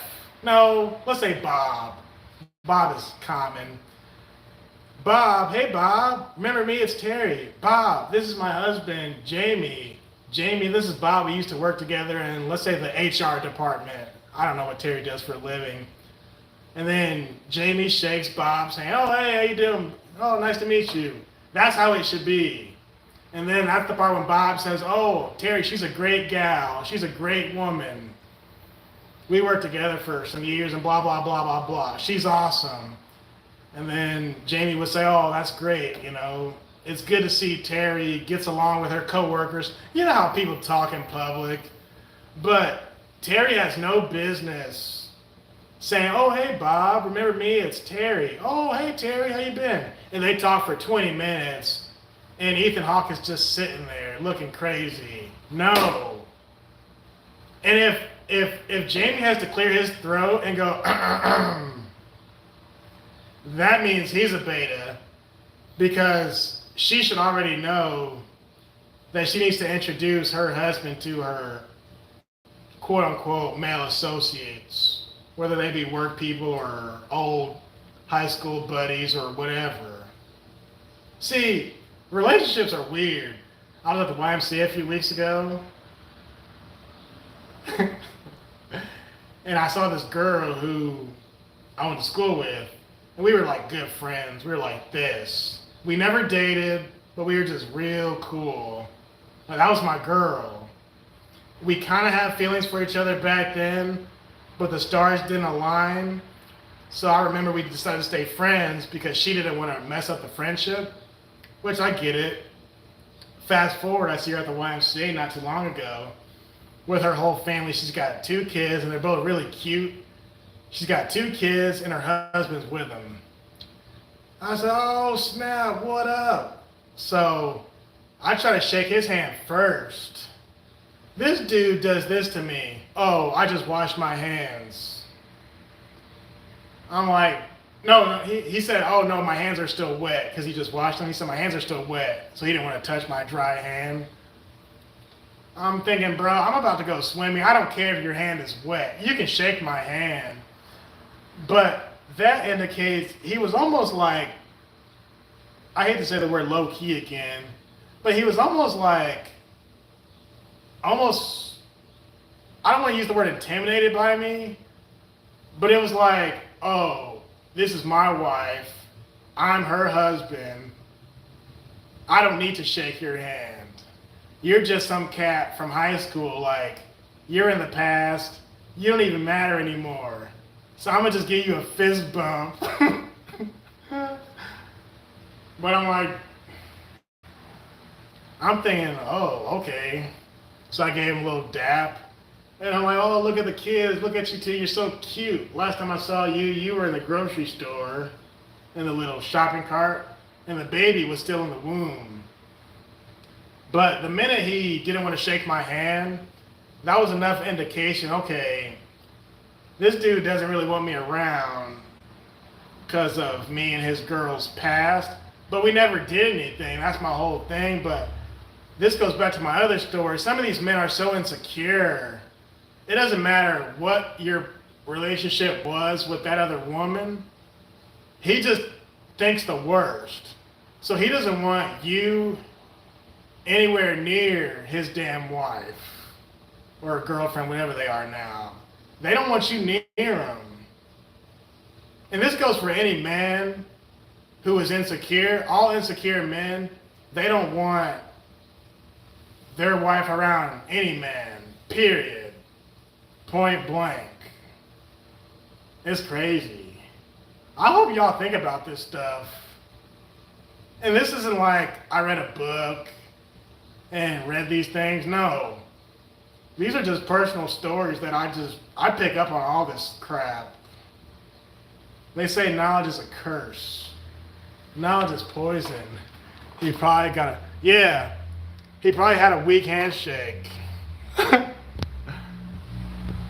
Jamie said, LOL. Well, no. So, DJ on Paul. So, Jamie Russell is Ethan Hawke. Jamie Russell-CME. That's who I call Ethan Hawke. Yeah. So, I guess the only couple here is Terry and Jamie. My advice to you guys, not that I'm like a relationship expert, my advice for you guys is this. Before y'all get married, see how the other person interacts with the opposite sex in private. I don't know how you would do that without the other person knowing.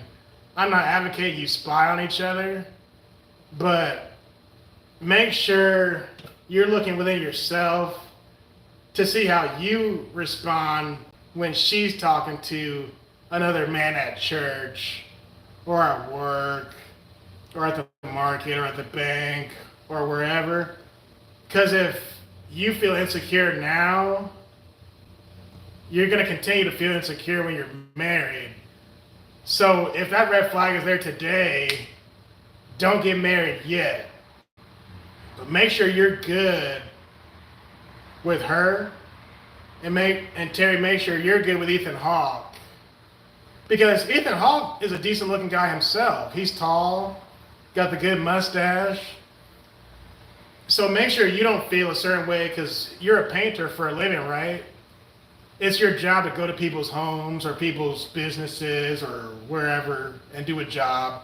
He's going to meet a lot of clients. So as his fiance, you don't want to feel a certain way. Oh, well, that client took a long time. Did you do some extra painting at this woman's house? Huh? You don't want to be that wife. Because now he's going to be like, why is she acting like this? I was just painting this woman's house. Like, I'm doing my job. So if, let's say Terry's acting like that, well whose house are you painting today? How, if she has a bad attitude about it in that way, I'm just using painting as an example because that's what you do. If she's acting like that towards you about your actual job, that's a red flag, fellas. That's a red flag. One time I was dating this woman. We weren't really dating, but they say talking to, or I guess we were having the S word. I know. But we were in this garage together, and the first thing she says, she said the F word. She said, how many women you have the F word with in this garage? And I'm like, what? That's a red flag. Because her mentality is already, oh, he sleeps around. Oh, he's not going to be loyal. Oh, he's going to do me dirty. So she already had the mindset that I'm a dog. You know what I'm saying? So people need to pick up on this stuff. I was trying to explain to Joel these red flags. And I know Joel knows red flags when he sees them. But I talk to different guys at work and when I'm out and about, and they tell me these red flags, but they don't even see them as red flags. I'm like, why are you still with this woman? Oh, you already had a baby with her. Oh, okay. So now you're stuck with her. Your feet are in the concrete at this point. You're stuck with her. But before people have kids, they need to understand it's okay to walk away. It's perfectly okay to walk away. You don't need to be sucked into these relationships. Because the minute she's pregnant, you're trapped. And this is after 30 different red flags occurred. She didn't just get pregnant out of nowhere. There was 50 different red flags from the time you met her and you got her pregnant anyway. So I blame the man and the woman. I hear stories where, I think it was on Greg Foreman's show, The Black Conservative Perspective.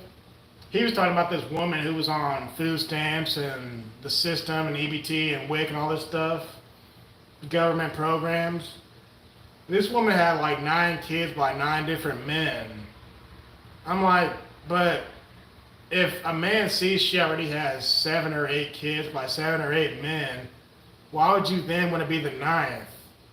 So not only did you sleep with her, but you exploded deep inside and got her pregnant knowing she already has a history of this. Like, she's fertile.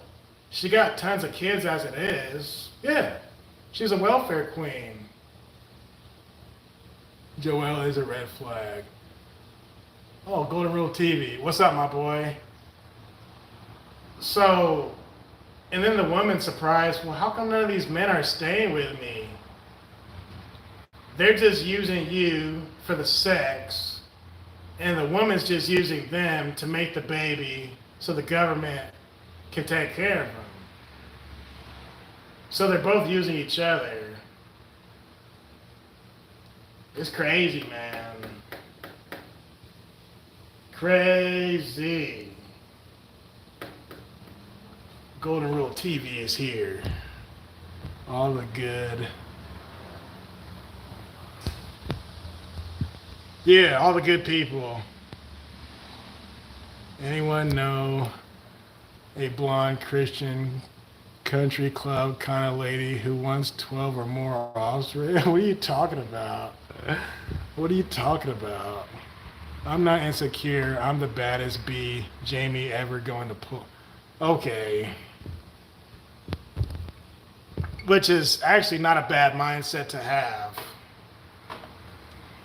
And it wouldn't be bad for Jamie to think the same thing. You know. People need to let people be. Like, if this deep, if Jamie's cheating on you, you don't need to look for him cheating on you. You'll find out. You will find out.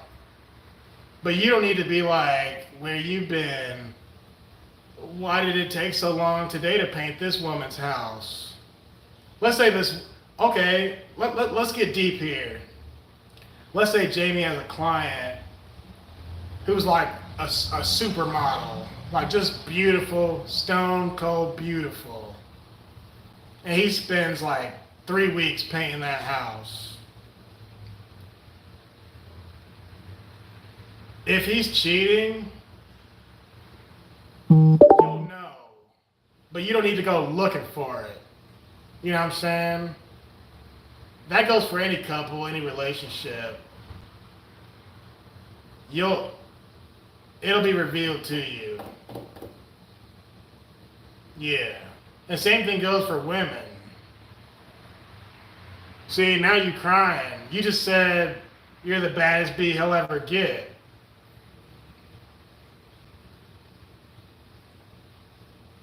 So are you gotta be comfortable with the other person making mistakes. You gotta let people fail. Because if that person fails, that means it's not the right person for you to begin with. You gotta let people slip up. Like, we all know we're not supposed to cheat. We know this. But if you do cheat, no, you'll have to deal with the consequences, whether it be breaking up or divorce or whatever.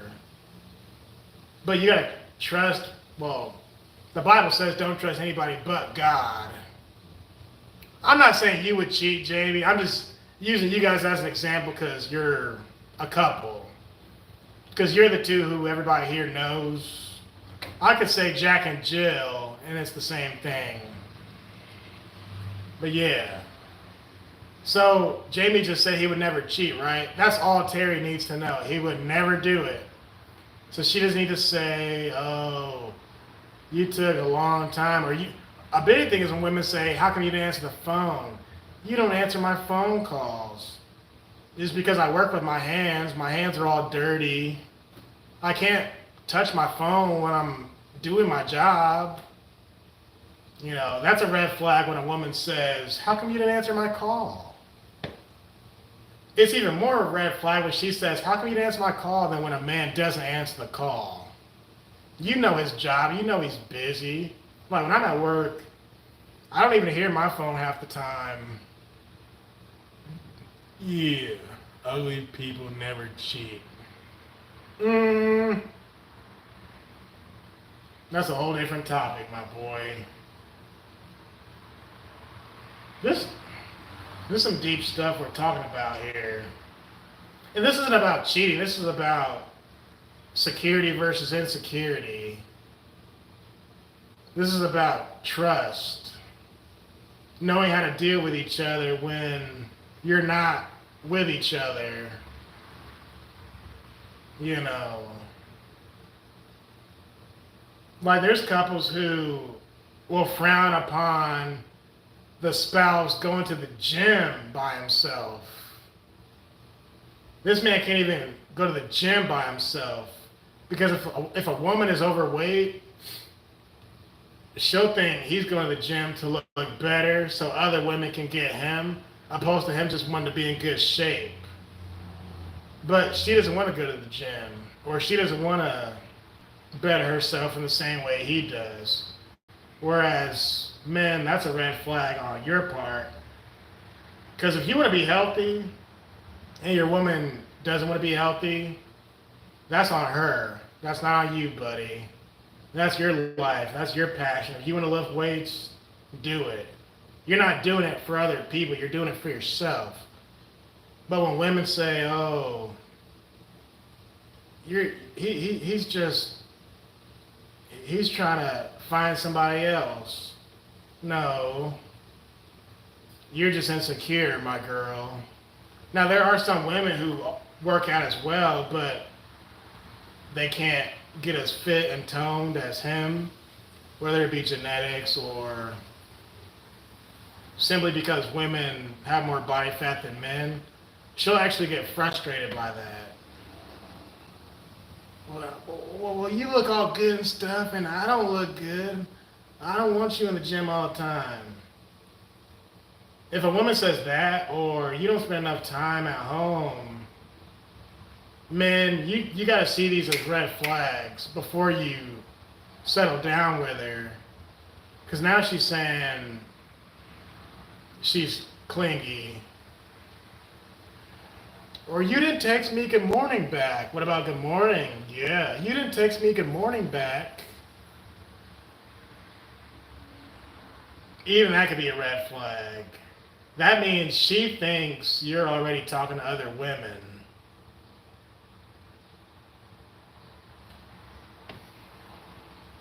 It's a mess. What did y'all say? Girl, you look good. You got a fat booty. Oh, at the gym? Terry is a fool. I had to spank my dog last night, LOL. He's so funny. What about the couples with joint joint Facebook accounts? I don't like that. Because on one hand they say, oh, we're doing it because we trust each other. No, you're doing it because you don't trust each other. If you trusted each other, you wouldn't need a joint Facebook account. Let me take it a step further. I was talking to a guy at my job years ago. He said him and his wife had a joint bank account. I'm like, what? You have the same bank account? He said, well, I have a bank account, she has a bank account, but we also have a joint bank account where we do stuff together, like plan trips and stuff. I'm like, oh, okay, that makes sense. I kind of understand that. It's like a family account. That way he gets to spend his own money, she can spend her own little money, and she actually made more than he made. So I get it. Now, I know another guy who would basically give, and there's a lot of guys who are like this, they'll give their wife his entire paycheck. And then she gives him an allowance back. I'm like, what? And they say openly, yeah, she's real good with the money. She manages the money. So it's your money, right? Let me get this straight. It's my money and I need it now. You mean to tell me you make all this money, you give it to her, and then she gives you a cut back? It almost sounds like she's your pimp. She is your she pimp, and you are her hoe. No, no, no. If you're in a relationship, both of y'all should know how to manage money individually before you get together and get this new house.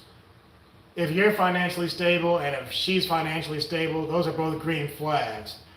But let's say the woman is really good with money and the man is terrible with money. The woman shouldn't want to marry that man because he doesn't know how to manage his own money. So that means it's going to fall on you to then be the banker. But what if you don't want that responsibility? He should be good with money regardless of if he's with you or if he's single. So the fact that these men need to give the women all their money because they can't manage it, For the ladies, I think that's a red flag for your man. If you're a lady, why would you want a man who can't manage his own money? Like, what's he gonna spend it on? Golf, motorcycle stuff, you know, the typical stuff men buy. Is he gambling? Is he drinking? What is he doing? But if he's doing these things, that means, why are you marrying him? If you can't manage your own money, that means you can't manage your relationship. But the number two reasons, the main two reasons for divorce is money and sex. So if the sex is not what you need it to be, or if the money is not what you need it to be, those are the two main reasons for divorce. So when two people decide to get married, and the man agrees, well, I'm just going to give you all the money and you deal with it, she can say, oh, okay, that's cool, but it's a red flag if he can't deal with the money on his own. Like, she shouldn't have to worry, oh shit, what is he spending money on this paycheck? She should just know, okay, he'll pay the light bill, I'll pay the gas bill. He'll pay the trash bill, I'll pay the phone bill. He'll pay the internet bill, I'll pay the mortgage. It has to be mutual if y'all are both working. But if he's not capable, how hard is it to pay half the bills? We already talked about most of these women in these relationships, most of them work. So we got that out of the way. If y'all both working, he can pay half the bills, you pay the other half. Or he can pay the mortgage and you pay the other smaller bills. But if he can't understand that concept, that's a red flag. Now, if he just rather her do it out of convenience, I'll pay the mortgage, you pay the other stuff, that's different. But if he's not trustworthy enough, or if he's not able enough to do it, you got no business marrying him. Because how are you gonna have a joint bank account, a joint relationship, when you couldn't even deal with money as a single individual?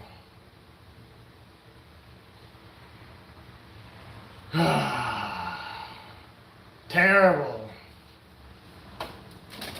So when I hear men say that, I'm like, really? And she still married you, huh? And she's okay with marrying a simp.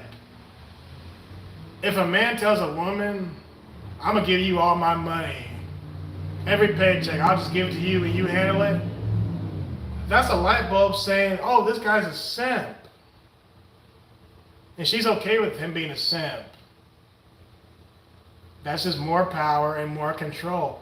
That's a weak household. So how is he gonna deal with the kids if he can't even deal with the money? So she really is wearing the pants in that relationship. You dealing with the finances, my girl, that means the woman is in charge of that relationship. She's wearing her big boy pants.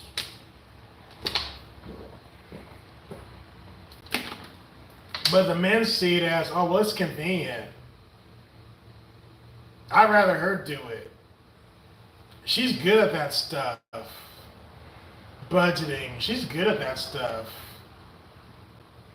So you're saying you're just good at making the money. It's whatever.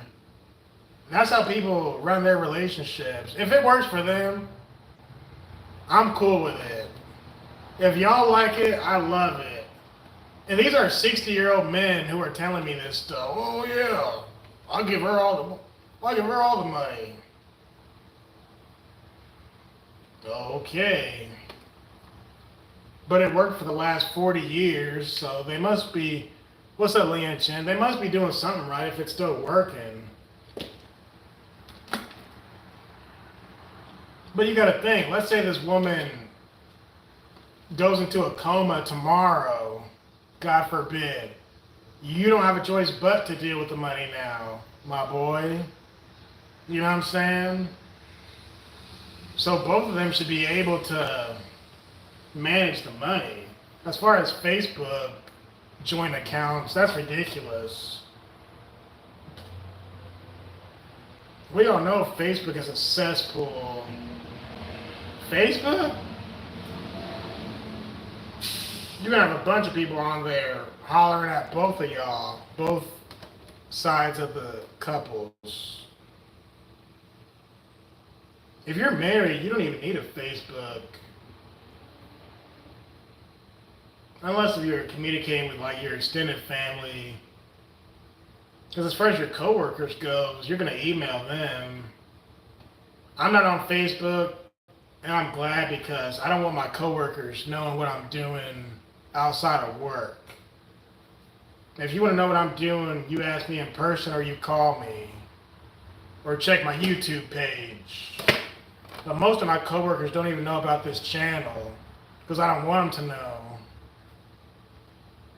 Facebook official, that's ridiculous. A joint account. On the opposite of that coin, some couples see that as a turn on when another person flirts with their spouse, and they'll tell each other. A woman will say, honey, look at this. This guy just told me how pretty I am and stuff. He might get off on that because now he knows, oh, cool. It's nice to know that my wife is still wanted by other men. Meaning my wife is a baddie type stuff. There's some sick people out there. It's the same thing as like that swinging culture. Like, I was talking to, I can't remember who I was telling this to. I have a lot of conversations with a lot of different people. But I was telling somebody, when I went to Mardi Gras 2021, there were dudes out there who were like, hey buddy, look at my wife's, you know what? They look good, don't they? They look good. And you're like, yeah man, they're cool. Like, they openly want you to say their wife is attractive type stuff. And they love that because they know, oh, well, she's going home with me. So they actually get off on knowing other people are flirting with their spouse. As long as they don't do nothing, it's crazy. It's insane to me. Because spiritually, you're already cheating. You want me to look at your wife in that way? And you're cool with that? So you want your wife to cheat spiritually, not physically, huh? Oh yeah. I got stories, bro. We could sit here for a whole nother hour. It's scary how people treat their spouse in public and in private. It's scary. And you're seeing it from the outside, you're like, whoa. Why are they still together? It's crazy, bro. That's why when you get married or have kids, you're like stuck. So people need to be absolute before they seal the deal. If you see any of these red flags, don't seal the deal. What are y'all saying? William Chin is here today. Samurai monkeys. What the? Okay. Greggatron will super chat when you get the function. Oh, okay. Thanks. It's all good. You don't need to super chat me. But be careful not to offend YouTube before they offer you the option. Black privilege can't protect us from.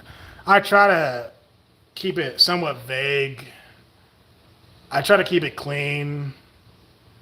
And I try not to talk about specific people who might be listening. My wife handled the money while I worked 16 to 20 hours a day. That makes sense because you're working all them hours. You might not feel like dealing with all that mess. like I said, some couples make it work, but it has to make sense. I need a Facebook. How else I'm supposed to keep up with my relatives? Yeah, I get that. Yeah, that's what I said, the extended family. I talked to some of my high school friends on Facebook. Okay, nice. And your kids. Okay, we got Lin Yan Chen. Let me get ready here. The samurai saw a monkey as beneath them and distracting to the inner stillness they cultivate for making them react to 1/5 the time of ordinary people. They making their wives regulate money. Okay, Lin Yan Chen. Terry says, I had a coworker who was a swinger. Yeah. Oh yeah, I've come across some swingers. I know some swingers. She was really cute though. Swinging, that's a whole different culture. We were talking about the deaf culture yesterday, the day before. We were talking about the quote unquote cheating culture and the secure versus the insecure culture. But yeah, swingers, I don't even think I have time to get into that. Not that I've ever done it before. I married a cocktail waitress. I don't get jealous. There you go. You shouldn't be jealous, especially depending on what her job is. I know a guy who told me when he was out and about with his wife in a restaurant, he told me he wouldn't even look the waitress in the eye because he didn't want his wife to go crazy. I'm like, dude, you have to order your food. But that was his mentality. And what did he say? He said, like, if he spoke to her, he wouldn't make jokes or he wouldn't even smile. He was like a robot because he didn't even want her to be bubbly and all that. I'm like, she's a waitress. She has to make tips. But this guy was so beta, he was afraid his wife would freak out if he's friendly with a waitress, if he's nice to a waitress. Like there's something going on there. I'm like, if your wife has that mentality, you have no business being with her. Let me do one more set because I have 15% battery left. 15%. See, I knew this was going to happen.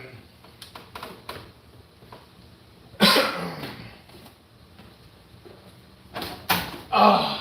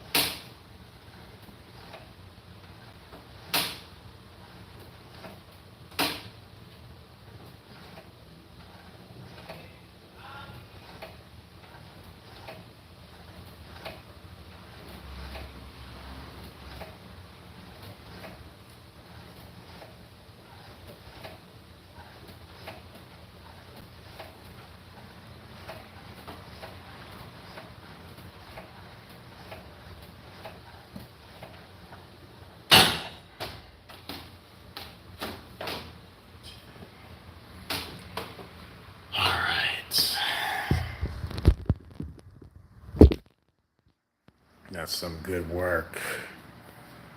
Man, how did we get on this, man? I had a thing for hooking up with the hottest woman at work for some reason. Nice try, Golden Rule TV. Nice try, buddy. I know what you mean, though. Because everybody in the office looks at you like you're a king or something. Making people all jealous. How'd you get Stacy, man? How'd you pull that off?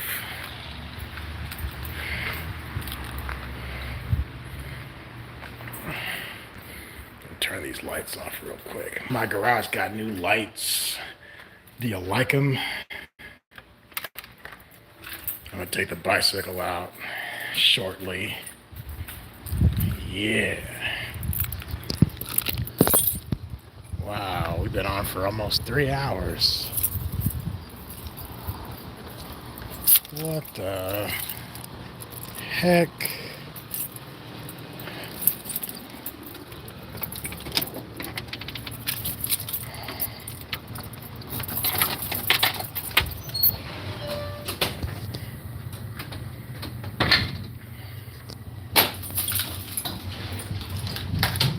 All right. We are back at the house. Made some gains. Should have brought my tripod.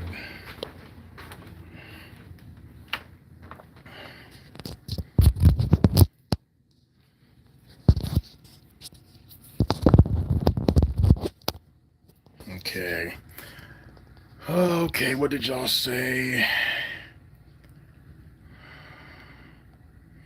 Lian Chen, all we can do is cultivate what little we have in life. Life? We can't guide the misguided into inner stillness. Emotions, congeal into dense constipation. Lian Chen, you know I can't read, man. Why are you always using all these deep words? Terry says, here, I am stuck in the middle with you. Who are you talking about? People cannot be absolute. They are relative, meaning flaw-ridden. Yeah, you're right. R.I.P. Mr. White. Oh, from Reservoir Dogs, he died? Really? Okay. Rest in peace to Mr. White. You know, Mr. Pink in the chat, I'm assuming that's where he got his name from. Reservoir Dogs. F the deaf, says Terry. The deaf listen to horrible music and sing horribly too. He says terribly too. Get your gains, Terry says. Dirty old men would grope my wife. She was super hot back in the day. Okay. Lian Chen. Modified calf raises on machine. Oh yeah, you betcha. Didn't know there was an option to boost. Oh yeah. Spring power, you bet. Why doesn't your left knee torque outward while your right? He says, why does your left knee torque outward while your right is still aligned? I probably wasn't paying attention.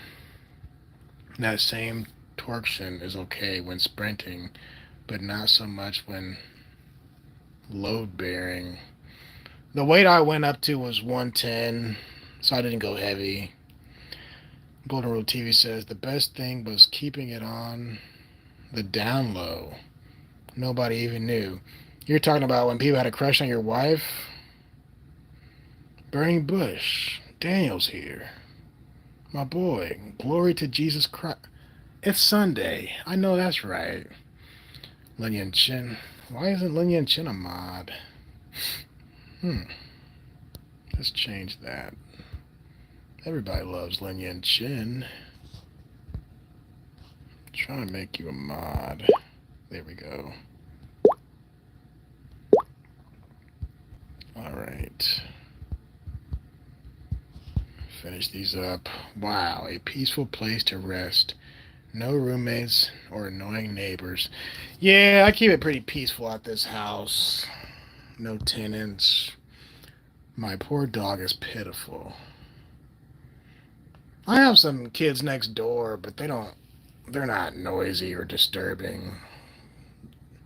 There's a pool on one side and there's a basketball hoop on the other side, but those kids don't disturb me at all. I have some good neighbors. Lian Chen says I am special. My bad. Yeah, man, using all these big words. I'm just playing. Okay, Michael.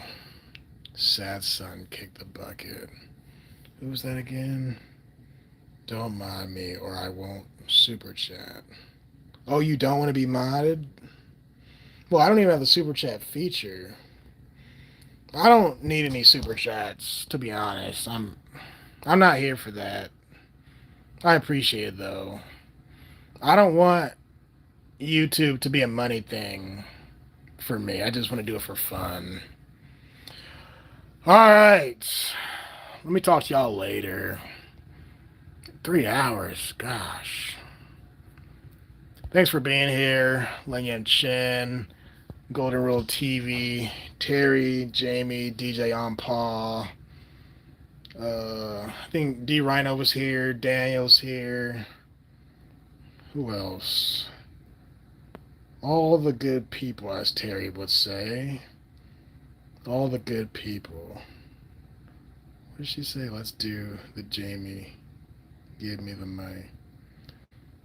So you think Jamie should give you all the money? I never saw a dime when I was married. She got all my money. I think we should have a separate conversation, maybe on Terry's, because it's actually a really good topic. Girl, you look good. That's from earlier. This was some good talk. Oh, Pinocchio, Sci-Fi Guide 2094. I think I got everybody. I said D Rhino. He was one of the first. Oh, Tar Baby Yoda. He was the first. Yes.